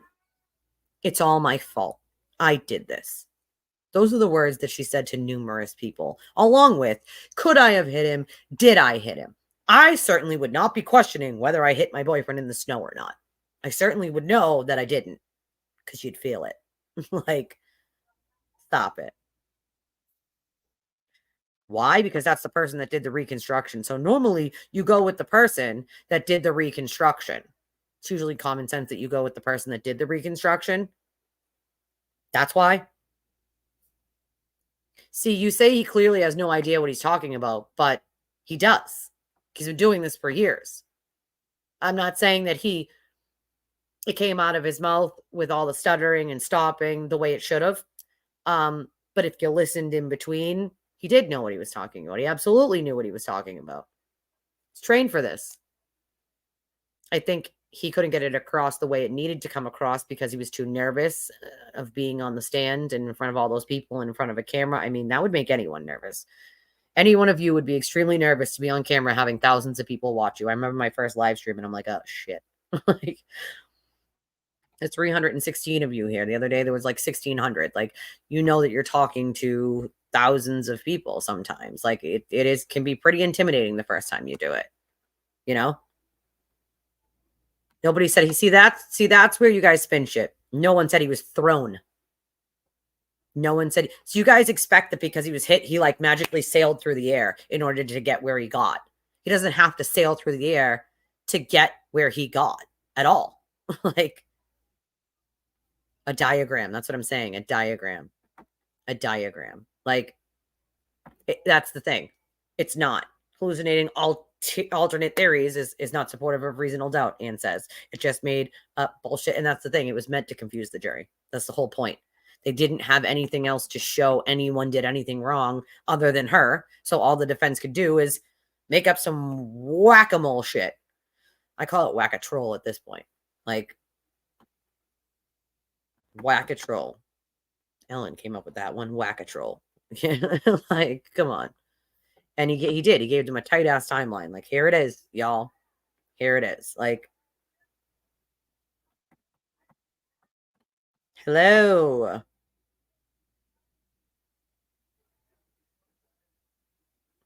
Yeah, I mean, it's hard. Data is one of those things that, like, can't be explained well to a jury of people who don't understand data. DNA, that's one of those things where it's like lots of big words that people don't understand if you've ever, you know what I mean? Unless you know about it already, unless it's something that you've looked into, studied, looked at, done cases on. You start to understand it better and better when you do your own research on it. Like, I think it was like a year ago, I started reading into like physics. Don't ask me why. It was just something I had read on something about like space. And I was like, ooh, and it was, you know, titled like something physics. And I was like, oh, like this sounds kind of interesting. So I started like getting books about physics and like, you know what I mean? Like, I'm kind of a nerd when it comes to books. All right. Like, I like to learn different things. Like, I'm one of those people that is like loves a wealth of information. and I'm filled with like useless information and useful information. And also I have a lot of life experience in different areas. So I worked in mental health and addiction for a long time. I've been a volunteer advocate for a long time. I grew up in shops because my great grandfather and my grandfather both owned shops. My dad owned a shop. So I grew up in like that kind of, with them teaching me how to fix a car, what was wrong with it, like all that stuff, So like I've done a lot. My daughter's father did repos and plowing. I've also done plowing. So like there's a lot of things that I also used to do drywall. Like I literally have done so many different things in my life, like that don't even go together as one. Like, I don't know. I've had a lot of experience in a lot of different things, and you learn a lot through life experience, and other things you just learn by actually educating yourself on the subject, like, yeah, there was 9. They showed every single one of those drinks she drank. 9 goddamn drinks in a less than 3-hour period. I'm sorry, anybody would be fucking drunk. Okay. No one, and I mean no one, can argue that Karen Reed was not drunk. Clearly she was. Clearly she was not drinking water like some people have suggested. It's on the receipts that they have. So, yeah. Like, come on now. America's happy. Well, yeah, I saw that one. America's happiest murder defendant. I saw that. And I mean, it's true. We were all saying it on our live streams. That's what she looks like, like, the cult, probably, I'm guessing, probably the cult. What do you mean? I can't explain it either. What do you mean? I'm explaining. Wow, you guys just don't listen, right? It goes in one ear and out the other because you didn't hear the part you wanted. Like if I said 2:27, you'd say, see, they said 2:27 a.m. happened. Because that's what you guys did when the experts were on the stand saying that it never happened at 2:27. And that's the time that the tab was either moved, closed, whatever. But it's only for a tab. It is not for a Google search. But you guys still ran around and said, he said 2:27 because all you heard was 2:27. This is what we're talking about here. Like, come on now. The explanation is that's where he ended up. Whether he stumbled there or not, or whether the motion spun him, either way, he ended up where he ended up. Like, he didn't get dragged. We know he didn't get dragged because he didn't go underneath the car, and he didn't go underneath the car because he wasn't hitting center mass. Nobody knows whether he crawled or not. No one knows that. He could have. He could have crawled, maybe. We don't know. There are answers that people want that you're never going to get. Like, you're never going to get. You know what this is called, Grooved? This is called sea lioning. It's called sea lioning. When you guys demand proof for things, but then don't listen to any of the evidence that was already given. It goes in one ear and out the other. Like, you ignore certain evidence and then you demand proof from everyone else about things. But even when people have given you the proof 17 times, you still just ignore it and scream the same things. It's called sea lioning. That's what it's called. It's called sea lioning.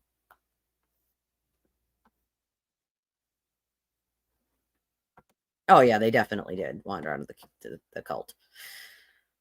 No, and I wish that they didn't. I don't think they will again. I'm sorry, you guys. I don't want to burst anyone's bubble, but I don't think that they're going to have a gag order. I don't think that they're going to not televise it. I think both of those things they're still going to televise it. I don't see a gag order happening. And I really honestly don't even think she's going to sequester the jury, which I think should be done in this case. And this is one of those cases that it absolutely should have been done from the start. It is what it is. Yeah. Yeah, exactly. 120. If she's 125, I'd be shocked. She's probably like 110 pounds, barely. Like, yeah, you know what I mean? Like, that's a lot of alcohol in a short period of time. Like, yeah, well, a lot of us do, a lot of us do. Sad. I mean, it's not hard to see when you're not in the cult anymore, or when you're looking outside in. It's not hard to see when you realize that the leader of that cult can lie to you with a straight face and then be doing it to hide his own dirt by calling other people out and saying things that are not true to hide his own dirt. Then you're like, wait a second. If he lied about all that, what else is he lying about? And then you start to go back and look at the patterns of behavior of him doing it to other people. Then you start to see all the evidence that he's done it to other people. Then you go, hold on, now I got to stop. Now I got to look into this. I got to dig deeper. Then you dig deeper. And what you find is not pretty at all. Starts to disprove the whole conspiracy with actual real life evidence. I did used to be a Karen supporter. I thought she was innocent until a lot of that evidence in November and December came to me. And I was like, oh shit, this is bad. This is bad. There's no way she could be innocent with this. It's not possible. There is such a thing as stupidity. Hello, Granny Juju. Yeah, I don't disagree with that, you know? I don't disagree with that either, you know?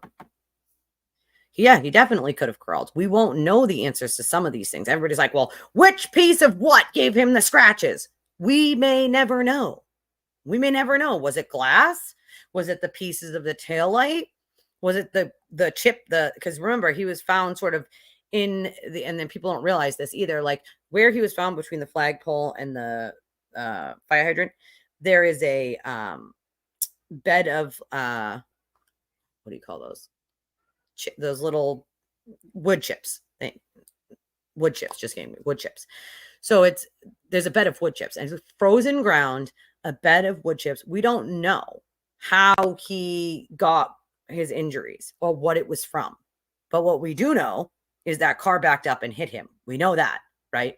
So no matter whether his elbow broke that taillight, whether the taillight broke when his body came into it, we don't know, right? We have no idea. Like, we may never know. You're never going to get all of the answers. But what it isn't is dog bites and scratches. That's what it isn't. Also, there's a big difference between a trained police dog and a domesticated dog. And that dog was not a trained police dog. That's another misconception that people keep saying, well, it was a police dog. No, it wasn't. It was a dog owned by a policeman. It was not, and it wasn't even their dog. It was the son's dog that had went off to the military. And so the reason they got rid of the dog was because they were downsizing. They already were going to sell the house. They were downsizing. The son was in the military. The dog wasn't getting along with other dogs, and they weren't going to have the space. And to look for a place that will allow you to have a bigger animal like that is almost frigging impossible here in Massachusetts. It's a very small amount of places, especially if you want to stay in a certain area. So, I mean, they rehomed the dog and, oh, they got rid of it. They got rid of it. It wasn't their dog. It was their son's dog who was now in the military. The dog wasn't getting along with other dogs. They were moving out of a house and into a condo. They couldn't keep the dog. It's that simple. It doesn't matter if they owned the dog for 20 years. They couldn't keep the dog. Like, ugh. A camera in the hood. Because, yeah, he said like 12:45 or something. He's not lying. He just misspoke. It's really not that difficult to figure out that that's what he meant. Like, they do. And everyone is different. Someone I know just got hit by a car. Literally just got hit by a car. Maybe like a week ago. Maybe not even a full week ago. They got hit by a car. Like, and their injuries were very different than my friend who got hit by a car over 2 years ago. Both front accidents, not back. But again, it's very rare to see somebody backed into. I only know that one person that happened to, and that person died. And it was a plow they got hit by. And it was my friend's husband that was the plow driver, and the lady walked behind the plow in a blizzard, and it was in a blind spot, and he hit her, and it was only going like 2 to 5 miles. It wasn't going fast at all. Like, and she died. Like, it's the only backwards accident of somebody backing into somebody I know of, you know. Oh, I'm sure you are. It doesn't surprise me at all. Does not surprise me, but you have the best information you can get at this point about this case, you know? Oh yeah, they definitely reject all the reasonable explanations. They have to go to some cockamamie ridiculous theory to make it work for them. And that's when you know, like, something's very wrong. When you have to make up a ridiculous answer to something, when there's a real life easy explanation, it's time to maybe take a second and think about it. Like, it's not just her. It's the whole circus of it. All of them are. All of them are. Like, I hope people do too. But the problem with that, yes, mulch, thank you. That's what I was looking for. Wood chips, mulch, yes. The problem with that is that those are the people, right? That people keep supporting. Those are the people who people keep throwing money at, right? So as long as people keep throwing money at those talking heads, they're going to keep doing it. That they're going to keep doing it. I come here whether I make a penny or not. You know, you got to hope that you do because I put in work to this. I mean, come on, I've been on for an hour and 45 minutes. I've gotten one donation for $5, but I think it's important for the truth to come out. Like, yes, it's also important to get paid for the work that you do. Absolutely. But it's also important to push back on the narrative of things that are being told that are not true. And the people who are being relentlessly harassed and blamed and defamed and slandered over things that are not true. The O'Keefe family, who's been nothing but kind to anyone, being talked about like they're trash. I'm going to tell you, the people talking about them like they are trash could only wish to be as good as people as the O'Keefes are. And the Alberts and McCabe's. They could only wish to be as kind and funny and loving and accepting as the O'Keefes and the Alberts and the McCabe's. They'll never be those people. They will never be as good as those people ever in life. They will always just be following a mob around, acting a fucking fool. You know? Oh yeah, they do it all the time. All the time. Used to it. It's been happening since the winter time. They do it all the time. In good faith, I can't stand there and say something I know not to be true. And I don't know how other people do it. Shame on them. I hope they take a good fucking look in the mirror one day and all the people's lives they've affected doing it. And they think to themselves, I need to be a better person. I don't have faith that they will do that because I don't think they're good people to begin with. But anybody who realized it was wrong, I've had many people, so many people come to me personally, privately, emails, DMs, text messages, like, Elise, dude, I figured it out. Like, I thought she was innocent. I wanted to believe she was innocent. Like, and holy shit, she's not innocent. And I can't say anything publicly because I'm going to get harassed and I'm going to get targeted and I'm going to get defamed and I can't afford to do it. I don't know how you do it. I just did. Like, I just did. I knew what I was going to deal with, and it is what it is. Like, I knew it was going to affect my income. I knew it was going to affect my family. But what are the alternatives? Just lying for money? Not doing it. I won't do it. I don't care. I don't give a shit. I'm not going to do it. They can keep doing it. And what I find funny is some of these people aren't even people who like need money so badly that they can continue to lie for it. Like, some of these people make or made 3 figures and are retired or like make decent money, like, and aren't struggling in life.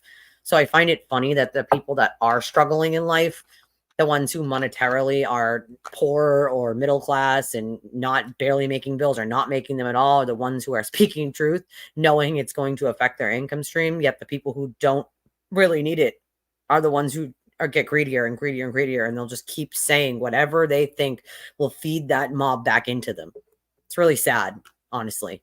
But I guess greed can do fucking horrible things if you're that kind of person. But I also believe that people can resist that and know that if you buy into that bullshit and you subscribe to that nonsense, that you're not a good person, right? Like, if you're doing it for clicks and likes and views and just the money to just keep telling lies and lies and lies and lies that have been perfectly debunked at this point, there's no excuse for anyone to say, well, I still believed it. Well, there was no evidence.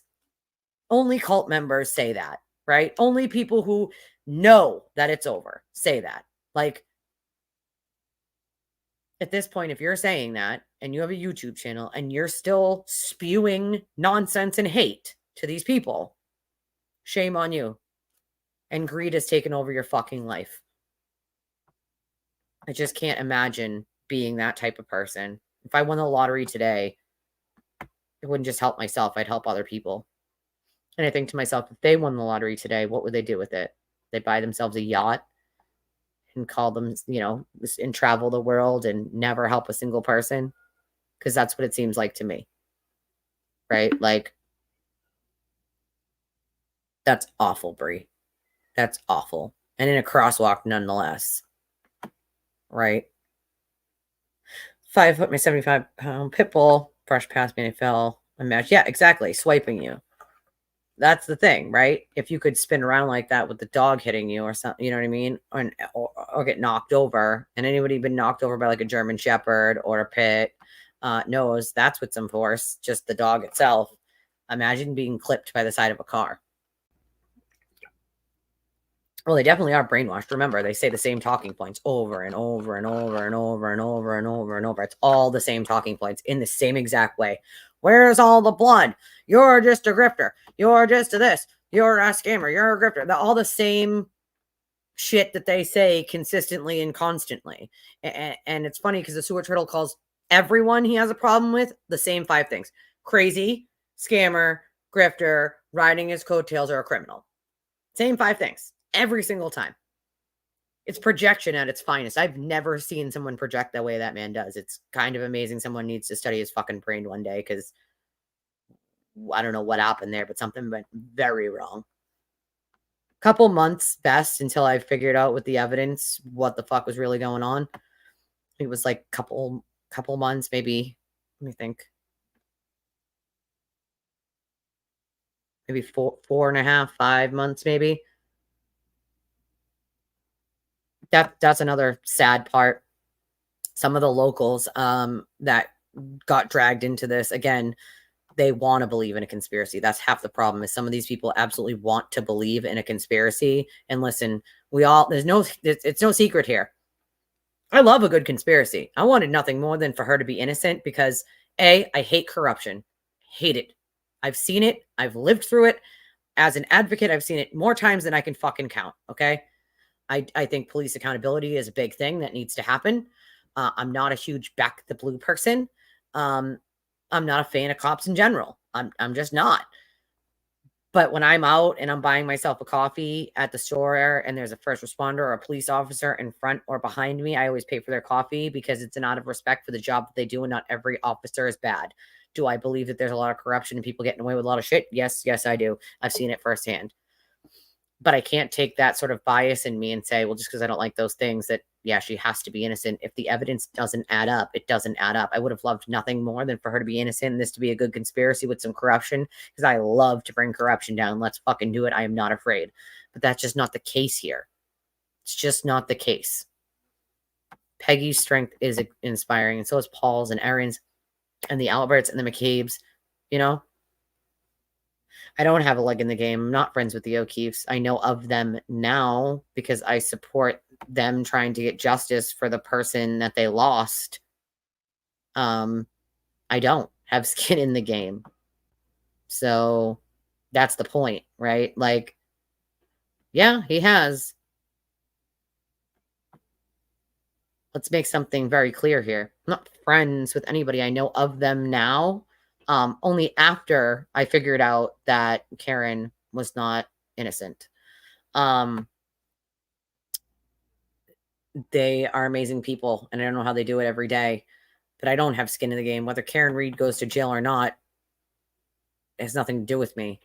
But at some point, justice needs to be served, and it isn't justice for Karen to walk free because someone made up a conspiracy theory and ran with it. The evidence does not support it, not by a long shot. And no matter how many people want to tell you that the inadmissible text message doesn't matter, it might not matter in a court of law, but it matters to me. It matters to the family. It matters to the people who know it exists and that it's real, and that she absolutely told her attorneys that she clipped him and she didn't think she hit him that hard. That matters. It's inadmissible in a court. We understand that. But it's not inadmissible all in all. Not to us. Not to the people who knew she was guilty after we saw the evidence. Not to the people who lost a loved one. Not to the people whose innocent lives have been affected forever by being accused of something they didn't do. So it's not inadmissible to them. And let's be clear here. That didn't leak from anywhere but the Reed camp itself. It leaked from Karen Reed's camp months ago. I knew about this text message back in December. Okay? It leaked from her camp. From hers. Like, again, because some people can't help but brag to be like, hey, look, it's inadmissible, but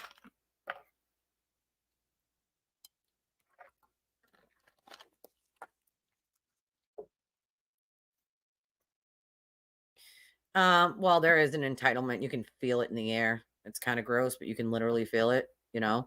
Well, that's the problem, right? Like the same people will just be like, oh, there's no evidence. What?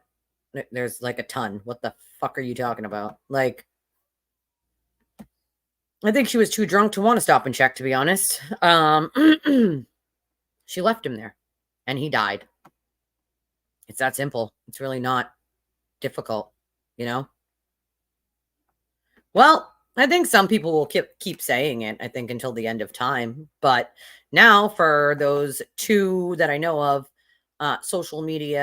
newer social media influencers that are no longer being paid by the Karen Reed PR team, we'll see. We'll see. I know who one of them is. We'll see. I'm keeping a close eye to see what happens. If they keep saying it or if they fade off into a different case because they're no longer being paid. You know? We don't get paid. We're not getting paid by anyone. We don't get money to say she's guilty. We just look at the evidence and know, right? Like when you go down to harass a family who's lost a loved one, like, I'm sorry, but you crossed a line there. And at that point, I was like, okay, fuck it, let's go. Screw it. I'm not gonna sit by and watch people harass the family of a person who's passed away because someone told them they're bad. That is the cult mindset right there. I say they're bad, so they're bad. And then everyone follows, inciting a fucking mob. It's ridiculous. Absolutely ridiculous. Yes. Well, guess we'll find out. But I have no doubt that her lawyers did. As we know, there was many phone calls between them. He did stand on the courthouse steps and say it was a tragic accident and that his client had no criminal intent. What the fuck does that tell you?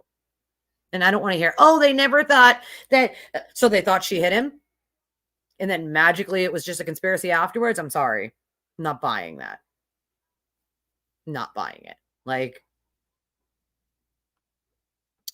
I mean, she was admittedly going to bars all the time. So she clearly was drinking probably too much.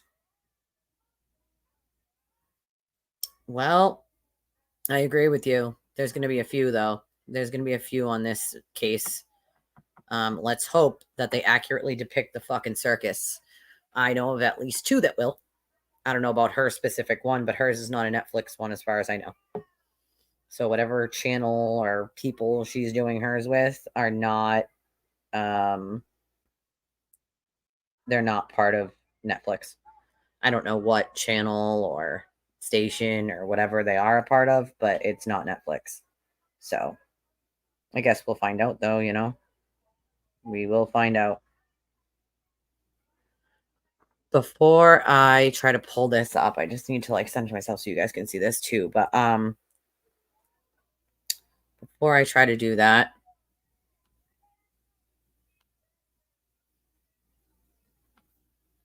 do you have a life? This is the stupidest question I've ever heard. Yes, I do spend a lot of hours on this case. It's affected my life. I'm a mother. I have small children.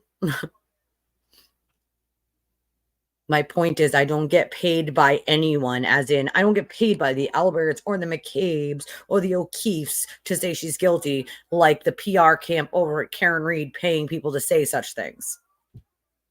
That's my point.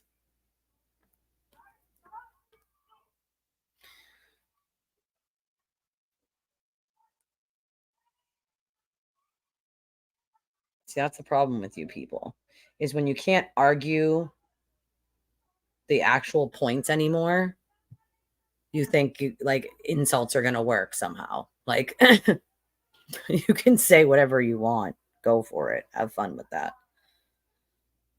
I'm not going to tell you anything about my personal life. Do I look like an idiot to you? Stop it. For the love of God. I'm going to pull it up for you guys to see because I think it's important also to see John's best friend who made a do you think I'm going to tell you? Come on, John. Come on, stop it.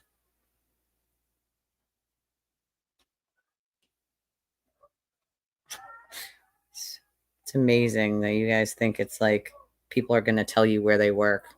Like, why would they? So you can harass them at their jobs. Yeah. Okay. You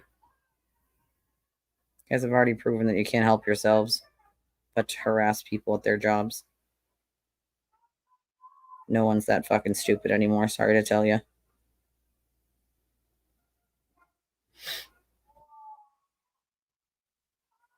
Whether I'm public here on Twitter or not doesn't mean shit. I don't have to tell you any of that just because I'm on Twitter. Imagine thinking that anyone on Twitter or YouTube needs to tell all of Twitter and YouTube everything about their life. Imagine thinking that in your brain. Like, what? Yeah, facts. And it is, Uma, the narcissism of it all. Of it all. Yeah, well, that's her and Carrie get into it. Carrie had to tell her to shut up numerous times. Like, dude, relax, breathe. We need to figure out where John is. And she's screaming and yelling and repeating names over and over. Like, that's not helping. You're not helping much by doing that, right? Like, come on. It's gonna keep happening. It's not, you know what I mean? Like, it is what it is. But like, imagine thinking that because someone does like YouTube or Twitter that they magically need to tell you everything about their life. Like, what? Why don't you tell me all about your life, all your private information? Tell me where you live, where you work, your social security number, how many children you have, who you're married to. Just, you're commenting, right? Like, so you should have to tell me all that. Like, imagine thinking that because someone does a live show, they need to tell you everything about their personal life. Like, are you all right, dude? Like, oh yeah, they do it all the time. They do it all the time. It is unhinged. It's ridiculously unhinged. Like, what? Like, what? Who in the actual hell does that? Like, let me download this video so I can have you guys see it for a second. Or maybe I can, hold on. Come on. Maybe. So because I do live videos, I need to tell you everything about my life? Yeah, no. That's a no-go, sir. I don't tell people all my personal business because I do lives. Like, what world do you live in? So if I was a cashier at a grocery store, I would need to tell you everything I do, all my personal information. Make it make sense, dude. Okay? Make it make sense. Like, I don't need to tell you shit, nor am I going to. Like, no, I'm not. Nope. Elizabeth Proctor called one place, and that was from someone who relentlessly harassed her. So she called places. She called one place from a person who was calling her from there, harassing her, which she had every right to do. Every right to do.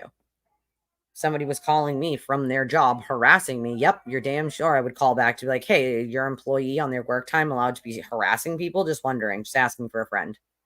She didn't initiate harassing herself. Come on now, common sense, will ya?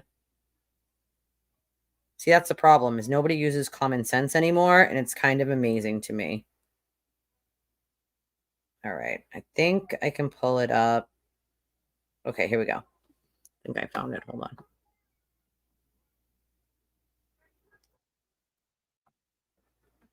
It's not that I'm getting mad. It's that I have people that come in here constantly and run their mouths, and just, if they don't like the information that's coming, it's an automatic insult. Well, what do you do for a living? Well, where do you live? Where are your kids? Like, I'm going to give all my personal information to every single person on the internet that then goes and harasses people. Like, listen, I've been through it with these people over and over again. I know what to tell the world and what not to tell the world. So where I work or where I live is not one of the things I'm going to tell the world, to be relentlessly harassed over and over and over. You too, John. You too.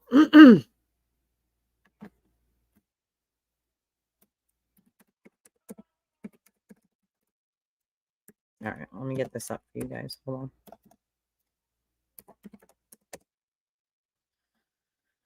It's like, come on, you guys should know better than that. Nobody's going to sit here and tell all their personal information for the internet so people can harass them. It's common sense. Like, right. It does. It absolutely does. All right, now let me get, I think it's on, it was at,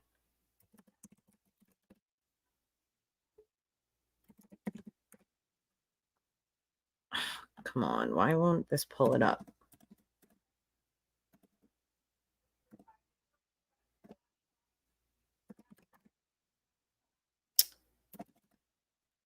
It's on Coffin Dapper's thing, but it's not like popping up right away when I hit the thing.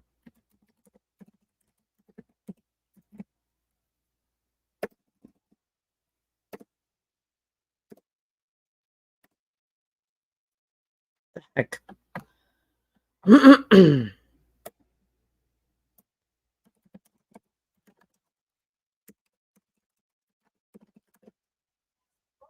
Found it. All right. Let's bring this up here. Yeah, it is. I don't know. I don't know. I mean, maybe they do want to live there. I don't know. Listen, you guys know we have people in here all the time that think she's innocent that can have normal conversations, right? Like normal, decent, civil conversations. But I like common sense would say usually the cult asks those questions when they can't like argue facts anymore. They run with the whole, well, what do you do for a job? Well, where are your kids? Well, my kids are asleep or home or playing with their friends. Where are yours? Like, you know what I mean? Like, or stupid shit. Like, they literally argue about dumb shit and then start trying to like insult your life. Like, make it make sense. Someone make it make sense to me. All right, let me get this up here because I think it's important to hear this as well. Okay. All right, so here we have the video. Oh, I love that picture. Okay.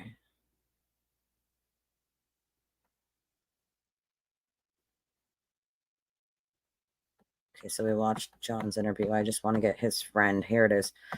All right. Get it up.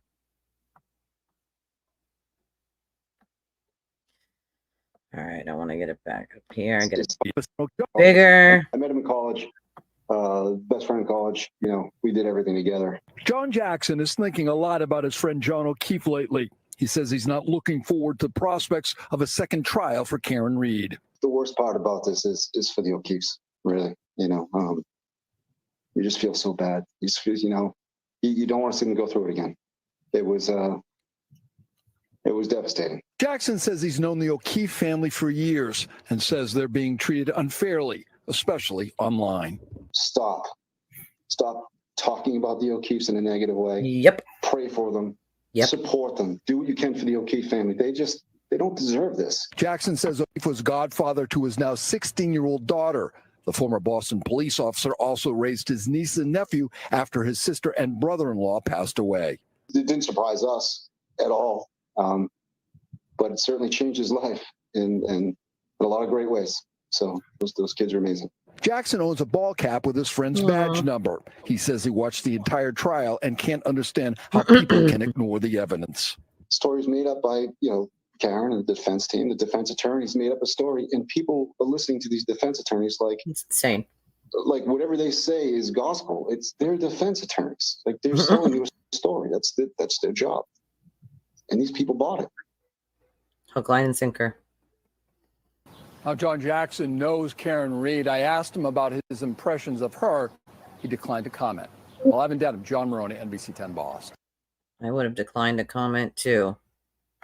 And what are you going to comment on exactly? You know, like ridiculous. Like, oh, an investigation is underway after a dead turtle was found hung outside a home where Turtle Boy blogger parents live. That he probably planted himself, in my own fucking opinion. Just saying, like, so ridiculous to me. Like, I'm sorry, but again, the fact that he tried to blame it on two people that have like an airtight alibi as they were getting ready for a fucking court TV segment is just disgusting to me, because it's not the first time he's done something like that, and won't be the last. He'll continue trying to point fingers at people that didn't do shit, because that's what he does. He just doesn't agree with you.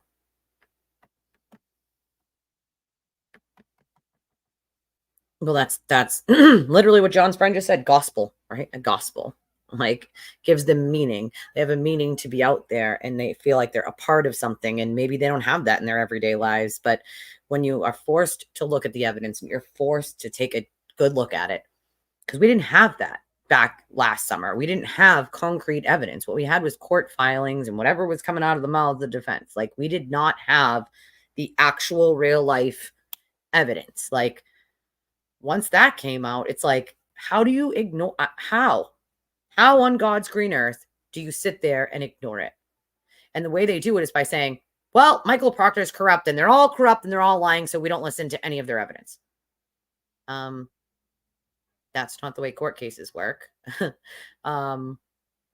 actually have to find whether someone's credible or not, and they can't find someone's not credible just because they said something you don't like. It's not the way it works. It's not the way court works.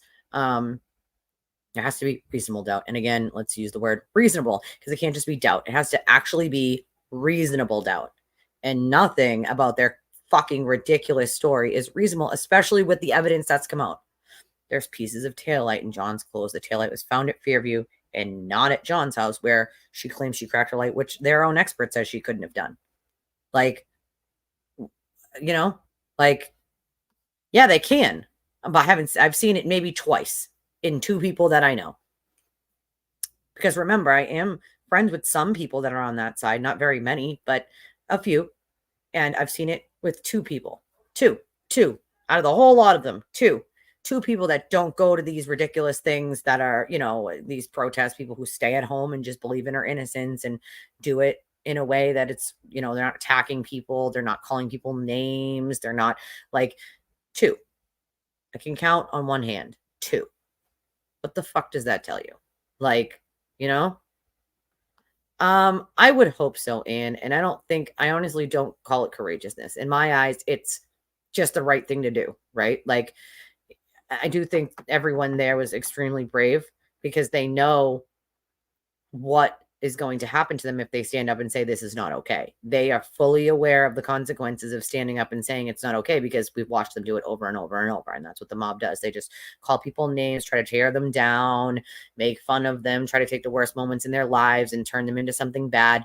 But what they don't seem to understand is people who have been through shit are some of the most amazing, kind, loving, empathetic, sympathetic people I've ever met. Why? Because they've been through the ringer and back again. They've learned really hard life lessons that some people never learn, right? And they've come out the other side. Some of those people are the most amazing people you could ever know. And I'm proud to know them, because half those people could never be as kind or loving or funny or empathetic or sympathetic or understanding as these people, ever. And when you've been through shit, you learn shit. It's that simple. And then you could be empathetic and sympathetic to other people's strife, other people's struggles, some people were fed a silver spoon. They never had to worry about money or a place to live or a car or going through an addiction or being abused or any of those things. None of them. They never had to worry about a single one of those things. And it shows. It shows. And it's sad. Really, it's sad. I teach my kids to be diverse, right? Not to be a bully. If there's a kid sitting alone, go make friends with the kid. That might be an awesome person. They might be the new kid, or they might be shy, or somebody might have been bullying them so they feel uncomfortable. Go sit with that kid, right? I teach my children to be empathetic and sympathetic and kind, right? Because it's the right thing to do. Not because it's courageous or brave, but because it's the right thing to do as a human being. And it's about being a good human being. And no one's perfect. We can all be shitty once in a while, right? Like, my mantra is be a better person today than you were yesterday. Learn from something you did yesterday and try to be a better person today. Obviously, that doesn't apply every single day because we're human. We make mistakes, right? It's life. That's how you learn. But you try to apply it the best way you know how. And if you're out there handing your child a sign, a disparaging sign that's slandering, defaming someone else and saying lies about them, and you think it's funny, and you handed it to your child, there's something wrong inside of you. There's nothing wrong with the person that you wrote a sign about. There's something wrong with you, right? The fact that you felt the need to go home after we went there Friday and write signs about the counter protesters, not about the issue at hand that you're supposedly protesting, but the counter protesters, shows the mob mentality, shows that you are in a cult. And of course, you don't know you're in a cult until you're no longer in said cult. But it literally shows all of the things that people have been saying about the mob mentality. And it's a real thing. They've studied it for quite some time now. You're not even focusing on the issue at hand anymore. Now you're attacking the people, not the issue, right? Do you see us holding signs about each and every one of you, which we could do? No. Why? Because that's not what we're there for. We're there for the O'Keefe family. We're there for the Albert family. We're there for the McCabe's. We're there for every single person that they harassed, they defamed, they slandered, they lied about. Every single person whose life has been turned upside down or changed in some way because of this. That's who we're there for. And justice for John. We're not there for you clowns. We're there so you will stop harassing the family. So if you want to come harass us while we're there, sure, fine, as long as you leave the O'Keefes and the Alberts and McCabe's alone. Cool. I'll take that on the chin every single time as long as you leave them alone.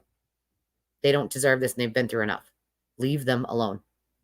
You can protest all you want. You don't have to protest and make their lives miserable. If you're doing that, there's something wrong with you. There's not something wrong with them. Are they coming to your house? Are they sending you emails? Are they sending you text messages? Are they making threatening phone calls? No, that's you people. The cult. That's you.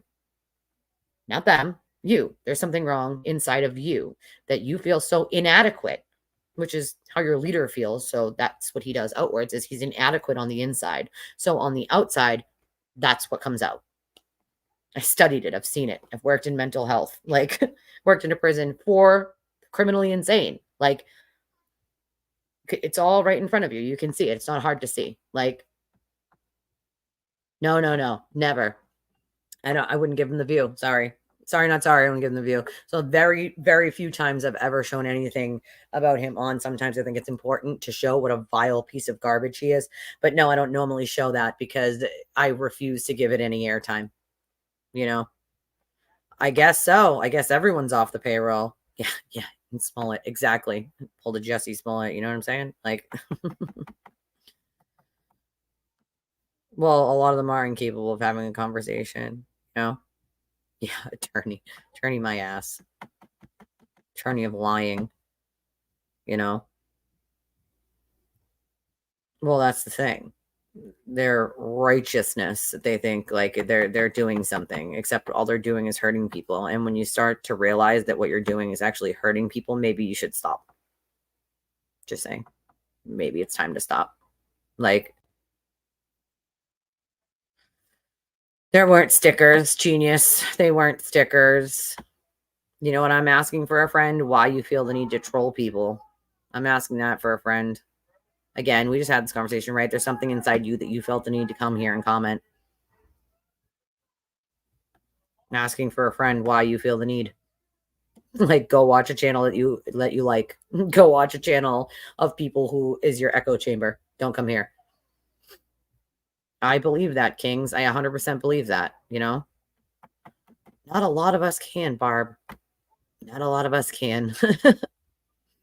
Yeah, I mean, of course there are. There's always going to be in every, you know, you can't expect that there's not going in every profession. There's not going to be bad eggs. There's going to be bad judges, bad cops, bad lawyers, bad all of it. Like, you know, I agree with you on that. Keep it real. I agree. I always teach my kids to say hi to them. Say hi to the policeman. Say thank you. A lot of them also served in the military. So, oh, I can't wait for those. Those are coming. Those are coming. And these people are in for a very rude awakening. A lot of them. They don't even realize what they're about to be hit with. Some of these people think that they've gotten away with just running their mouth online for all this time. And what they don't realize is this thing called subpoenas. And that Twitter does answer them. They seem to think that, like, because Elon runs it and he's all about free speech, that he doesn't answer subpoenas. I'm here to tell you he does. He has a legal obligation and he does answer subpoenas, although it takes him a long time. But he does answer subpoenas. Sorry, not sorry. He does do that. So it is what it is. I will not. It's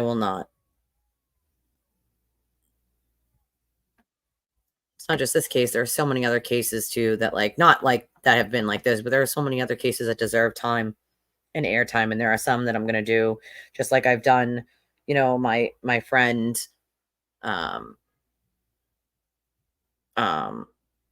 again, they weren't stickers. So again, troll somewhere else. They weren't stickers. Again, you guys can't even get your facts straight about, like, simple things. Like, yeah. Sorry to tell you, Karen Reed's guilty and she'll be going to jail. Pink is the new orange. See what I mean? They just have to. They can't help themselves. They can't help themselves. Right. Oh, yeah, they can. And a lot of people are going to be just completely upset when they realize that they're being sued for defamation and slander. They thought they were hiding behind fake accounts this entire time. You know? It's sad. Oh, man.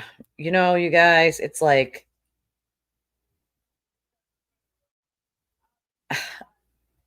for me, it's like I really wanted this to be, yeah, pink. I didn't come up with that. Someone else did, but yeah, pink is the new orange. So yeah, free the people from Karen Reed is right. It's just sad, right? Like, the fact that they feel the need, they're so bothered by me that they come in here and they do all these finger push-ups to, like, write shit when they know, like, immediately you're going to be blocked and banned. So, like, I don't know why you waste your time, like, doing the finger push-ups. Like, A, we all know what you're about at this point. And B, no one listens to a fucking word you say. So I don't know why you waste your time coming into my chat. Go find a channel that you enjoy. Because let's get real. Out of the 411 of you watching now, many of you are trolls. I would rather you go watch a channel you like than running your mouth. Like, come on now. Like, ridiculousness. I love that they keep saying they're stickers. They weren't stickers. They were cards. They're little, you know, business cards that when I drove down to Florida, that I dropped in, like, gas stations and places. Like, that was last year, almost a full year ago. See, smart people change their mind when they see evidence. They don't just stay with what the cult said because the cult said it. Smart people use their critical thinking skills and go, wait a second, this evidence doesn't match up with what we were being told. Like, so come on now.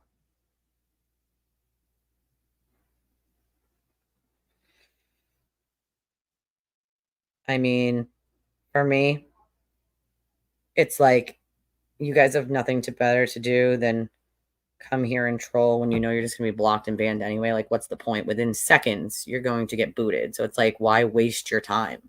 There were 10 people that said she was guilty. 10 out of 12.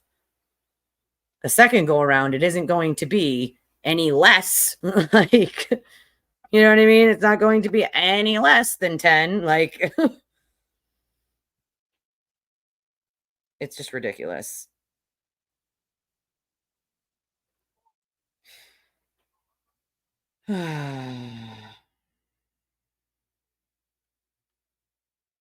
Sorry, guys. I'm just answering this message.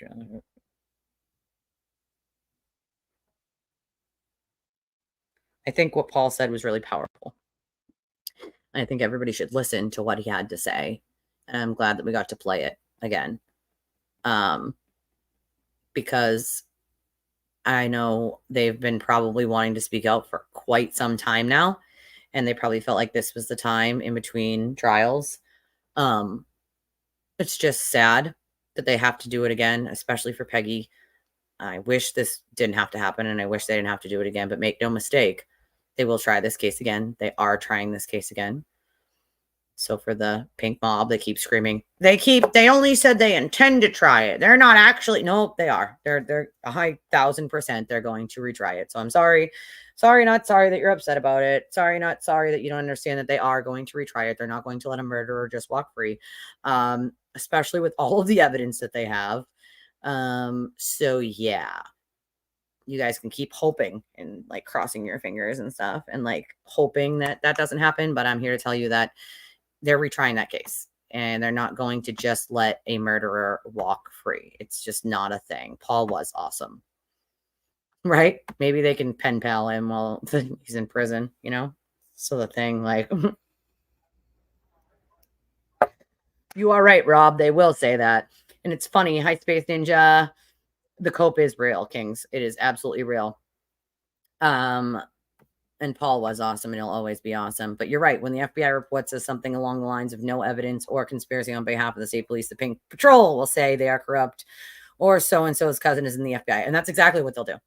They'll just scream like, they're corrupt. Somebody got to them. The McAlberts paid them. Like, they'll just say some ridiculous fucking nonsense like that has no basis in reality whatsoever, because they didn't like the answer. That's what they do. They don't like the answer to it. So instead, they come up with a spin, and they spin it whatever way they think will work best for them.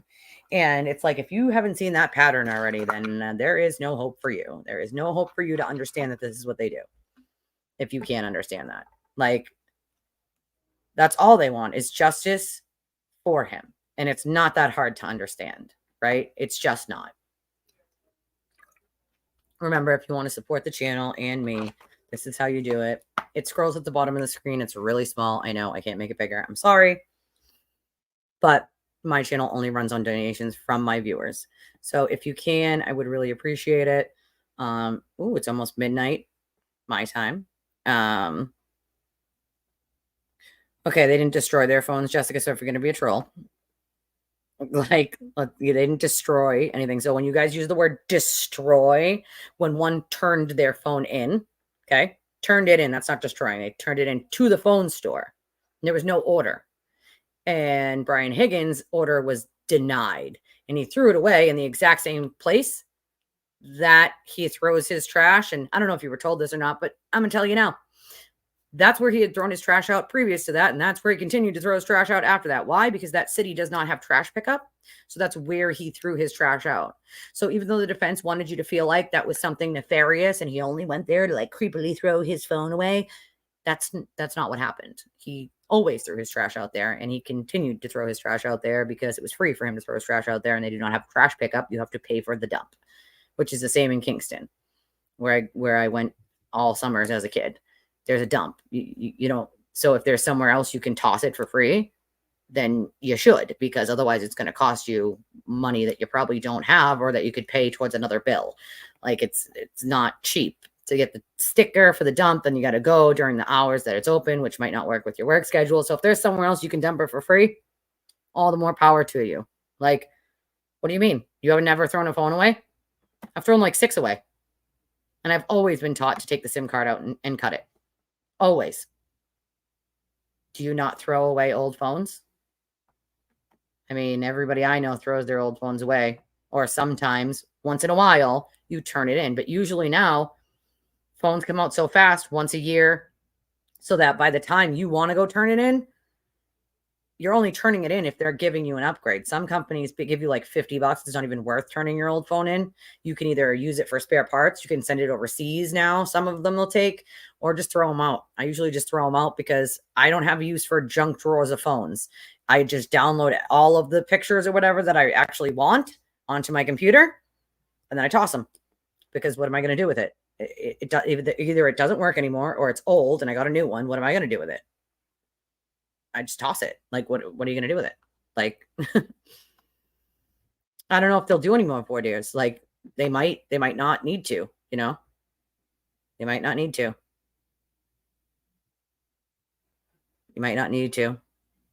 Yeah, some people do. Some people keep phones that work. I don't, because I learned a long time ago when I was keeping the phones that worked, like they just collected dust in a drawer in my house. It was just junk. So I was like, I don't need any more collect. And especially like if you have kids too, it makes it worse because if they have phones, so then it's just like a junk drawer of phones. So I was like, no, we're not doing that no more. So like maybe I want to say like 8 or 9 years ago is when I started tossing them and then cutting the SIM card. That's how I was always taught to do it. My friend worked at Verizon, and they were like, listen, if you're tossing those, because the first time I tossed it with the SIM card in it. And my friend was like, don't do that. Don't toss it with a SIM card in it, because if somebody takes a SIM card and puts it in their phone, you might have personal information on that cell phone. They could hack into your bank account. Like they can, get all the passwords for your like emails and shit. Like you don't want that. So like make sure that if you get rid of the phone, you cut the SIM card. So that's how I was taught to do it by a friend of mine that worked at Verizon like 8 or 9 years ago. And so ever since, that's how I've been getting rid of them. I take the SIM card out, cut the SIM card, and then toss the phone because I don't need it anymore. Oh, I hear you. I mean, see, the only reason I don't do that though is because then you got to be at a place with Wi-Fi, and if I already have my own phone, I don't really need to use another one for Wi-Fi. You know what I mean? Like, I think it's good once in a while to keep for like a small child, maybe. Brian Higgins didn't have any small children, but maybe for a small child, because there's an extra phone that we have that we give to my little, so that when we're using ours, she can use the other one. If she doesn't want to use her big tablet, she'll use the other one. But it was one of his phones. He doesn't get that many phones. He keeps his phones for like a couple of years, maybe 4 years before he gets rid of one, unless it breaks. So, I mean, that's how I was taught to do it, because they can steal your like banking information or your email passwords, or really like even personal like pictures or anything that were left on that card you don't want people to have. So the whole point of it is if you cut it, they can no longer access anything that's on the card, Yeah, see, it would work for me like that too. But since I don't, that doesn't work for me. Yeah, you throw it out. What do you mean? What else am I going to do with it? One time, me and the kids, we took 2 of the old phones and we had like a field day. We took them outside, and my teenager's therapist was like, hey, let her smash them. Like maybe she's like, 'cause she's very quiet. My middle, she's very quiet. She's not like an angry kid or anything, but she's like, since she like really doesn't show much emotion, and like, let her smash it. Like, so that's what we did. We let her smash it. We took a hammer. We let her smash them. Like, hey, smash them. I guess it's sort of like a therapy where they let you take these big paint cans and sort of throw them at the paint canvases. They actually have places where you can go and like smash dishes. That's like some sort of therapy thing, I guess. I don't know. Like, that's actually a thing. But so we let her smash them with hammers. Screw it. Like, why not? What are we going to do with them? There's nothing we can do with them. They weren't worth any money. Like, they weren't iPhones. We don't use iPhones. We use Androids. And so if it's not, you know what I mean? Like, they weren't worth anything. They were only going to give you $50 to turn it in. So it wasn't worth it. Like, so we're like, fuck it.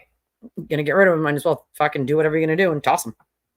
And I know plenty of people that toss them. I also know plenty of people that keep them. So, I mean, that's really just preference mostly. Like, mostly just preference. I pulled a Hillary. I might have. Thankfully, mine wasn't a government phone. Mine was just my phone. But well, that's the thing. You have to remember the defense made it sound like it was so suspicious. It was wicked suspicious. Like, and when you listen to the cult and the echo chamber, they make it more suspicious by adding shit in that didn't actually happen, or not giving you the full context of what did happen. And when people don't tell you that there's no trash in his town, that's where he was already throwing his trash out, and that's where he continued to throw his trash out. Like, and that when you cut a SIM card, it's so that people can't get your personal information when you throw something out, because people do dumpster dive all the time, and then they take those things and they sell them on eBay. If they are decently used things, they'll take them and they sell them on eBay. So that's where my friend came in and was like, dude, listen, he had a buddy that literally did that. They dumpster dove and they found items that they could repurpose and sell. And so my friend's like, dude, cut that SIM card before you throw it away, because people dumpster dive. They like to see what's on there. Like, they want to be nosy, and you don't need the wrong person getting a hold of that. And then they have your banking information, passwords, like any personal stuff you don't want them to have. Like, you got to cut that SIM card before you get rid of it. And so that's when I started doing it. And it was only because my friend told me, like, listen, do you want your information in the hands of, people like that? And I'm like, yeah, no, that's probably not a good idea. Like, you don't want anybody having your personal information or passwords to stuff. You never know what people would do. Like, oh, you mean jury selection? I thought you meant just like in the whole trial. Yeah, I mean, they probably should ask more questions, you know.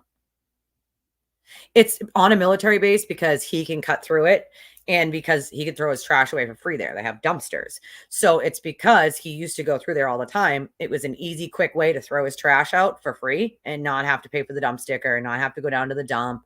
Because he is a vet, he can get on there and buy like things tax free on the base. I've been to that base a billion times. I used to date a guy that lived on that base. So they can go there and shop tax free and stuff. So he had plenty of reason. Not only that, but he would cut through there to get like that's somewhere he went through all the time. So yeah, it's not that it's a military base, so it's suspicious. It's a place he went, right? He's a vet. Like, so when you know like the stuff that goes with it and the context with it, it doesn't seem so nefarious anymore, does it? You know what I'm saying? Like, people are like, well, why didn't the dog wake up? Blah, blah, blah. Well, did anybody tell you that A, the TV was on in the bedroom? B, my daughter has a German Shepherd, a service dog. And the dog during the day does bark at stuff, but at night when it's like bedtime, like the dog knows who's coming and going. I don't know how they know, they just do. So no, the dog doesn't just get up and start barking all the time, all night long if they hear something. The TV was also on. So if you're not hearing it, I know dogs' ears are better. Like, that's why no one heard anything human wise.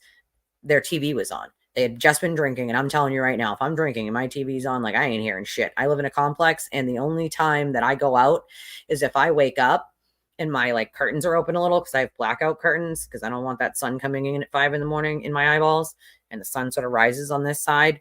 So if I leave my curtain open accidentally, if I like wake up and have to go to the bathroom, sometimes I'll see like the red and blue lights like bouncing off the other building of like EMS or whatever, and then I'll go outside and look and see like if everyone's okay or if it's one of my neighbors. But there's been like a million times I've slept through EMS, and then the next day my neighbor's like, oh, EMS was here. One night, the whole like there was the whole building had like a fire alarm going off and we didn't hear it. Like, and normally we'll hear it, it's loud, but in my bedroom with the door closed, I couldn't hear anything because you have to go through it. My living room is where the door is to go out into the hallway where you would hear the, you know, the fire alarm, but we're in the bedroom with the door shut with the TV on. So I didn't hear it.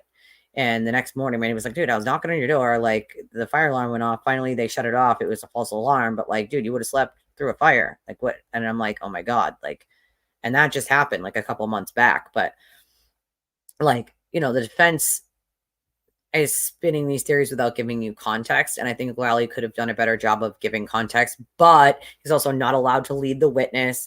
So he's also not allowed to like, you know, tell it for him, you know? So it's like, you got to ask a question and then hope that they like, you know, understand what you meant by the question and sort of give the context.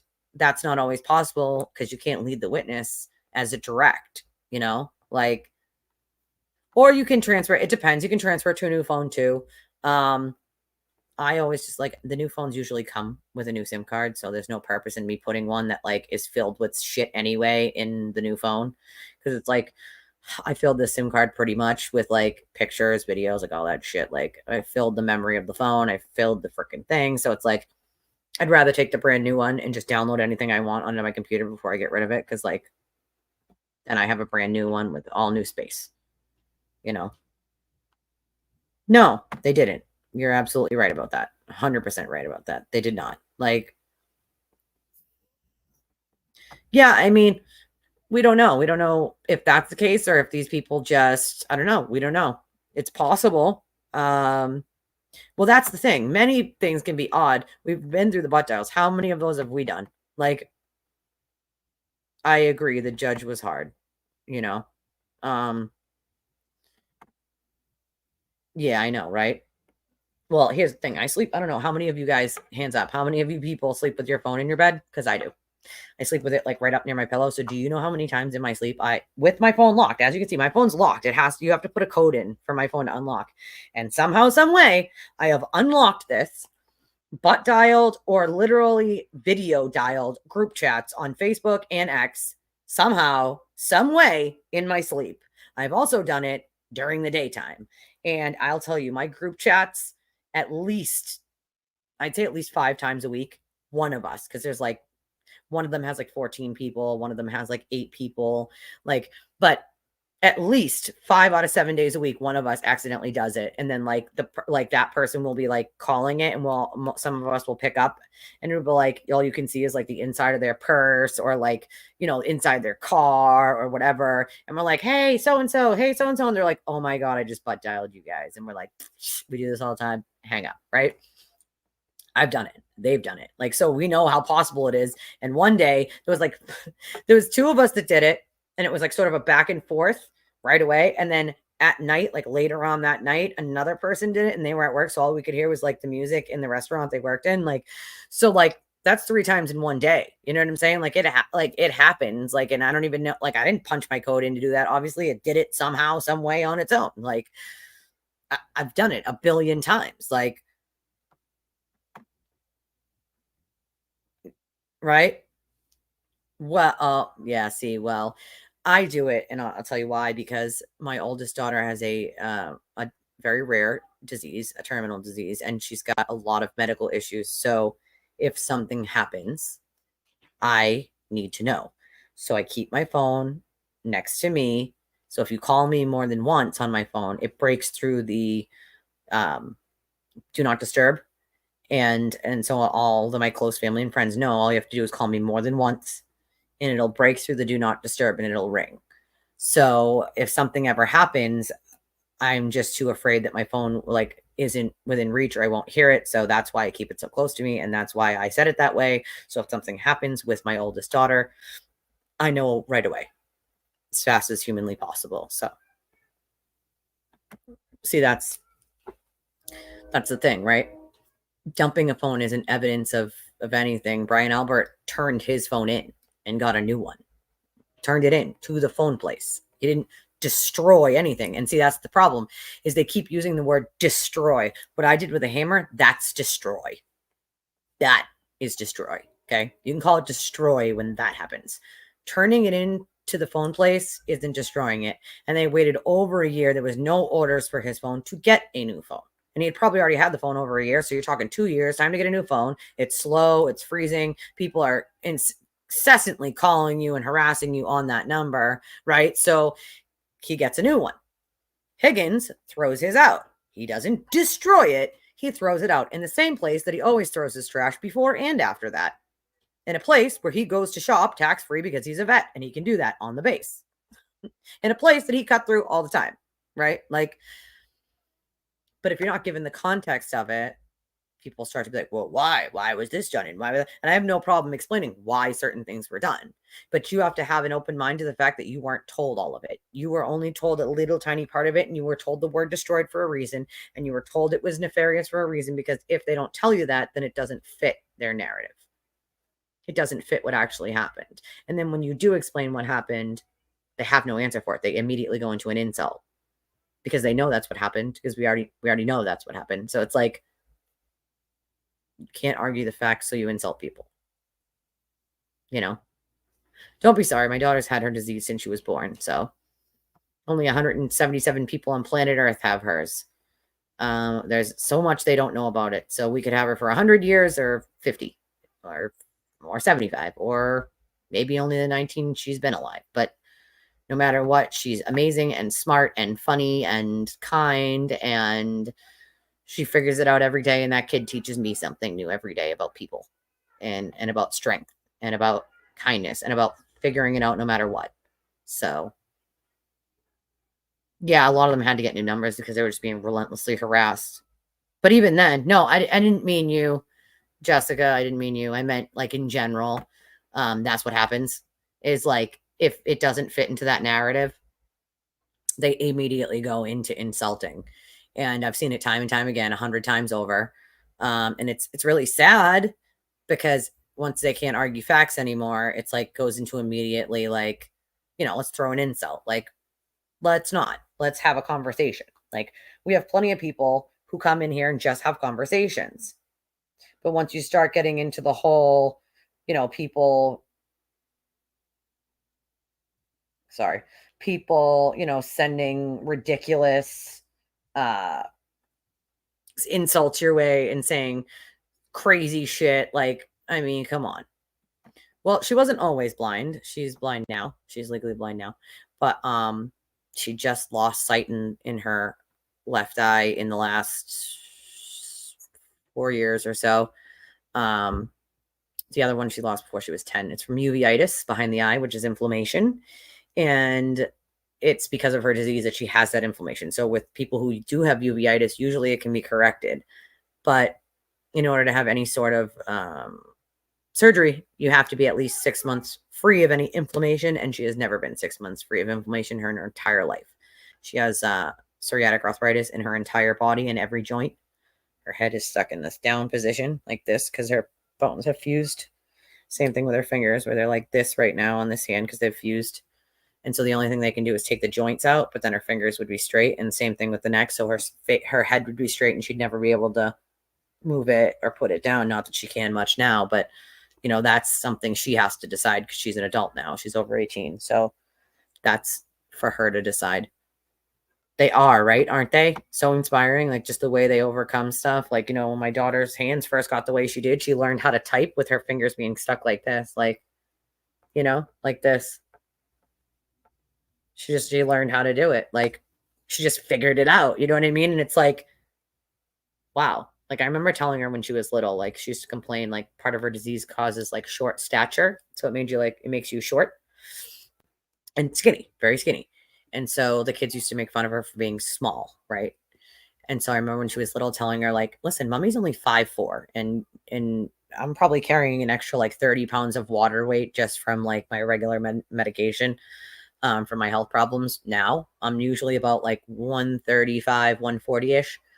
And I remember telling her like, you're not small, you're fun sized, right? Like you're not small, you're just fun sized, right? We're fun sized. We're not small, we're just fun sized, and fun size is fun. Okay, we're fun sized, and it's just about figuring it out, you know what I mean, and make them feel like they can do anything. I told her once that if people with no legs can run marathons, then you, my dear, can do anything you want, right? Like she just needed a little sort of push to figure out that like you might be different physically, but mentally you're the smartest kid I know. You can do anything you want if you can just figure it out, right? So she might need to modify the way she does something, but she figures it out fairly quickly, modifies it and does it. That girl will get whatever she puts her mind to. It's just like her mom. She sort of just gung-hos and sort of figures it out. Like, and she's been through a lot in her short 19 years, almost 20 years of life. And that kid can teach anyone a good life lesson. That's for sure. That's very true. I said one time, like, because obviously you guys know I've dealt with that exact thing, Space Ninja. And I was like, you know what? No, they want my phone, they can have it. All you're going to find is like messages to my friends, group chats about like funny inside jokes, like boring conversations of everyday life, like they can have my phone. There ain't nothing in there. I mean, maybe my password is to my email. I wouldn't want you having, but there's a lot of spam. So maybe you can have that anyway. Like you can have that anyway, like I am very proud of her, Anne. I'm extremely proud of her. She's an amazing kid. She's my firstborn and she's an amazing, amazing, amazing kid. She can figure anything out. That kid could make you laugh too. Like she is super funny. Super, super funny. She gets her sarcasm from me, definitely. Right? That's a good idea. Like, hey, can you guys extract X, Y, or Z that I've been looking for 1700 years and I can't find that video that I think I might have deleted, but I can't find it. And it's a really cute one of my kid. Could you get that for me? Like, oh man, like, I get it. Michael Proctor said some shit. But even if he said some shit, mean words about Karen, it doesn't equal a conspiracy. There's nothing in there that says he committed any sort of conspiracy. There was nothing in there that said, hey, that she's definitely screwed because I just planted this evidence, or like, because wink, wink, nod, nod. you know what I'm saying? Like, yeah, he said some shit. He also saw the inadmissible text message about her saying that she clipped him, but she didn't think she hit him that hard. So let's all remember that. I think people forget that that happened and he had a good reason to not like her, you know? Oh my God. Okay, let's just poll here. For the true crime community of people like us who follow cases, true crime cases nonetheless, how many Google searches do you think that are in our phones that would make us look like serial killers or murderers because we Googled something we saw in a case? That sounds bad. How many people have Googled, like, you know, how long does the body decompose for? Or like, why do you find skeletal remains in a moat and not a full body? Like, how many, if you're watching true crime and you're a true crime buff like most of you, how many ridiculous Google searches are in your phone and you've never heard a fly a day in your life? Like, how many? I just want to know. Like, how many? I plead the fifth, right? Oh, man. Yeah. I could have told you there was no bombshell stuff in there. I could have told you that. Yeah, you see? I mean, especially people who watch true crime. We probably have the most ridiculous Google searches on planet Earth. Like, probably, I'm guessing. So funny, though. Like, but that's another thing, right? When that 2:27 a.m. Google search was debunked numerous times by numerous experts, nonetheless. What happened? What happened? Anyone? They just kept saying it was a thing. Richard Green, their expert, had to call the Commonwealth's expert, Ian Whiffen, the guy who made the Celebrite thing, like, had to call him and ask what happened. And what did they say? That's not how you read it. It's not. If Richard Green had ever called Ian Whiffen back, he would have told him it's a tab. It's for the time the tab went down. It's not for the time the Google search happened. Right? I mean, the King of King says, this is funny, but back in the day, my dad would get books from the library about murder and crime. My mom said if there was a murder in the area, he'd be arrested. I mean, seriously, though, how many of us have ridiculous Google searches that would look like we were serial killers because we Googled something crazy? Like, you watch true crime, you're going to Google something stupid like that. Like, you're watching it, and you're like, oh, I want to know more about, like, how that could have happened. Like, it's common sense. Like, plenty of us have done it. Like, some of it is like just filled with conjecture, right? Like, as soon as that 2:27 a.m. Google search was debunked numerous times, not just by Ian Whiffen, but also Jessica Hyde and also Nick Areno, nobody admitted, hey, we're wrong. The Google search didn't happen at 2:27. It did happen at 6:23 and 6:24 a.m. Just like Jen McCabe said, wait a second, she was telling the truth. No, they went into full-fledged breakdown mode of, they said 2:27. Didn't you hear him? Yeah, did you listen to the rest of what every single one of them said? That 2:27 was the time the tab itself was either moved to the background, opened up, shut off, but the Google search itself did not and could not have happened at 2:27 a.m. Exactly why Ian Whiffen and Celebrate had to then upgrade their stuff so that nobody could read it that way again. No one. Well, people are like, well, how come Google searches in other cases now all of them will have to be debunked? No, because nobody, and I mean no one in any other cases, ever tried to argue that a DB wall file be used as a timestamp for a Google search. This is the only case that's ever tried to do that. That's why no other Google searches are being debunked, because no one else has ever tried to use a DB wall file for a timestamp for a Google search when it's not a timestamp for a Google search and cannot be used as a timestamp for a Google search. It's for the tab itself, not the search. And it's not that hard to understand.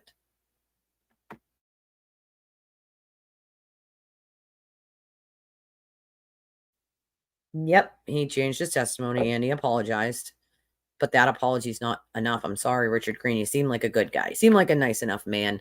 But you misconstruing that and not being trained in Celebrate to read it was half the problem here. He had no certifications to read Celebrate in any way. And no wonder why he didn't read it correctly. They then had to change it, just like Lally asked him, because of him reading it wrong. And interpreting it wrong. And so then Lily had to ask him, did you know that they did that they changed it because of that? And he said yes.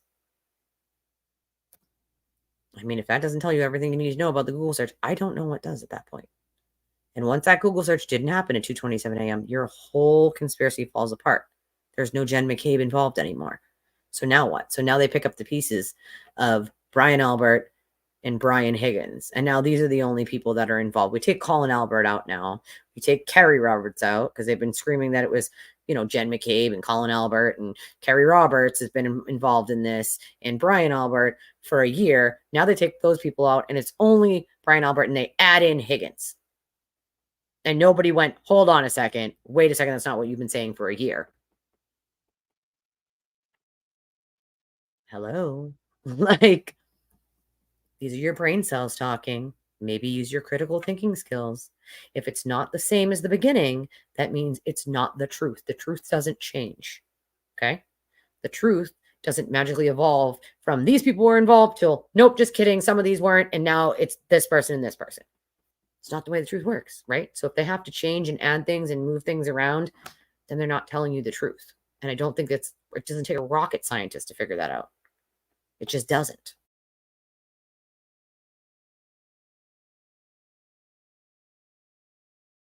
Yeah, I think Paul was right because they couldn't cross her on anything. What are they going to cross her on?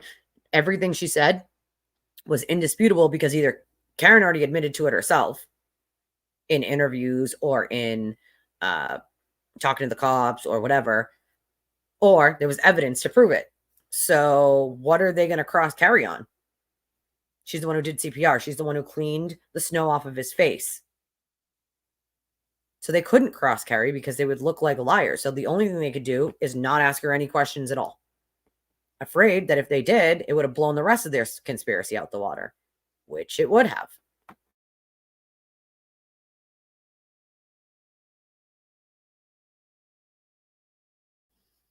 Yeah, but remember, Val, they did try to blame Carrie. They tried to say that Carrie and Jen were in on it. Because remember, if they're saying Jen's in on it, then Carrie has to be too, since all three of them were together.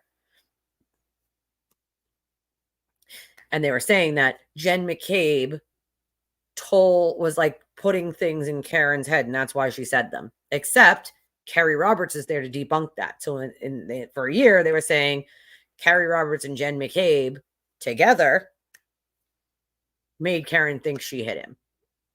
When in reality, they were both saying, like, no, let's just find him. Like, he's probably sleeping on someone's couch. Like, so for a year, they claimed Kerry Roberts had to be in on it with Jen McCabe because they were all together in the car with Karen.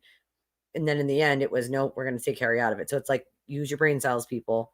Use your brain cells. Like, jury consultants told defense team that both Jackson and Yannetti, but especially Yannetti, were just irritating the hell out of jurors.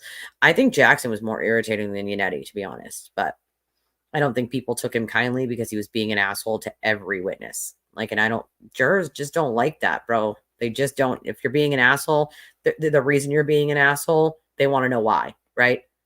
Especially EMTs, firefighters, like people that really don't have shit to do with shit. Like,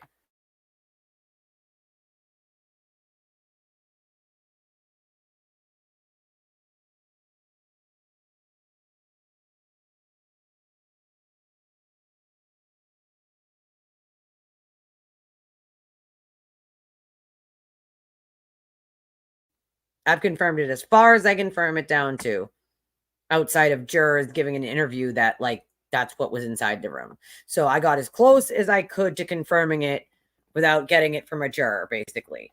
And that's what I'm hearing. 10-2. 10 guilty, 2 not guilty. Those are the numbers that I keep getting. And I've went through all the sources I got to get those numbers numerous times. So yeah, he went too far with the first responders. Yeah, I agree. You're giving attitude to every witness, dude. Like, there was no need for that at all. Like, at all. Oh, I'm sure they were, but in retrial, they'll be much more relaxed and ready to deal with the fucking nonsense, because they know what's coming. They know what's coming. Yep, they did. They got too tired of it. It just didn't look good that way. You know what I mean? They just didn't. It wasn't a good fucking look. It just really, really wasn't for them. Not by a long shot. I think, I'll leave you guys with this. The Alberts, the McCabe's, News Nation said 6-6. Yeah, News Nation would be wrong. It was nowhere near 6-6. I don't know where News Nation keeps getting their information from because they get a lot of things wrong lately. I don't even know why they brought little. She did like 2 crosses and maybe 3, and one of them was like objection, sustained, objection, sustained, objection, sustained. I think she got like 2 questions in. She needs to be more. She needs more. Like she needs to have more. She needs to do other cases before she tries a big one like this. You know, like, come on. Was the 6-6 show? I don't know who said 6-6, but that's not a correct number. As far as what I've confirmed, it was 10-2. And I know at first we thought maybe that wasn't true because the way it was reported out by other people. So I was like, need to do my own digging. Can't go on what other people said. Learn that lesson. So I did my own digging. And as far as what only one, the alternate, that was pissed off about not being an alternate. And as we find out, she was like, free Karen Reed. So like, I mean, that's the way she was acting in the interview that she answered questions in. And they were only like written down so you can read them in an article, but she was an alternate, so she didn't get to decide. But I've confirmed as far as I can down to it being 10-2. And that is the number that I am getting from 3 different sources. So, and these are reliable sources. I've never gotten incorrect information from these sources. I've confirmed as much as I possibly can, short of a juror coming out and saying, 10-2. So, they'll never, no, I don't think they'll ever, like, listen, if they had told me it was 11-1, not guilty, I would be surprised, but from my sources, I would believe it because I would know that they'd probably know, So, I don't know. I think 10-2, even though it's 10 guilty to not, is the correct number. Like, I mean, if it was more not guilty than guilty and I got it from the same couple people, like, I would still believe it because it, you know what I mean? But I don't know. I don't think they will ever take it as what it is. They'll just keep saying it was like 11-1, even though that was nowhere near the case. But, whatever. I think he has court on the 11th. I think he'll do jail time. I think he's looking at between like 120 and 160 years. And I think he deserves every one of those years for every person that he has lied about knowingly, didn't make no mistake, knowingly, and has hurt. So, and I don't think that the court's going to go easy on him. Remember, he's talked shit about almost every single judge. I think he has every judge in that courthouse. So if you think any of those judges are magically going to go lightly on him, you got another thing coming. Like, that's not going to happen. Like, oh yeah, I mean, if that's the number that they want, that's the number that they'll keep spreading. Unfortunately for them, that's not what I've confirmed. But again, they don't listen to anything I say, even though, like, I don't want to say that like my track record's pretty good when I've, realized she was guilty. But if you go back and watch my videos and then watch the dates of things that happened afterwards, I'm pretty on point. So, yeah, me too. Cause it's like some of the stuff they report is completely out of the realm of reality. And then some of the stuff they report is like they're getting like half of it right, but not the other half. So I'm like, where are you getting your information? Because I was there and that's not what happened. Like, so it's like, dude, do a better job. Like, are you just confirming it from one place? Try to confirm it numerous places. You should know that by now. Like, come on now.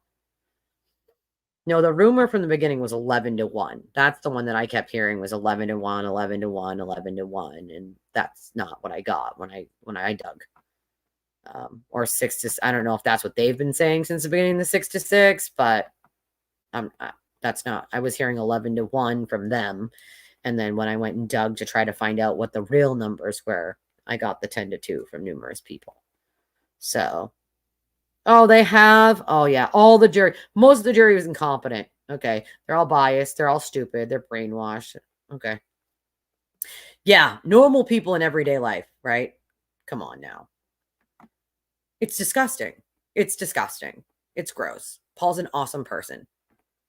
Shame on them. And that's all I can say. Like, shame on them.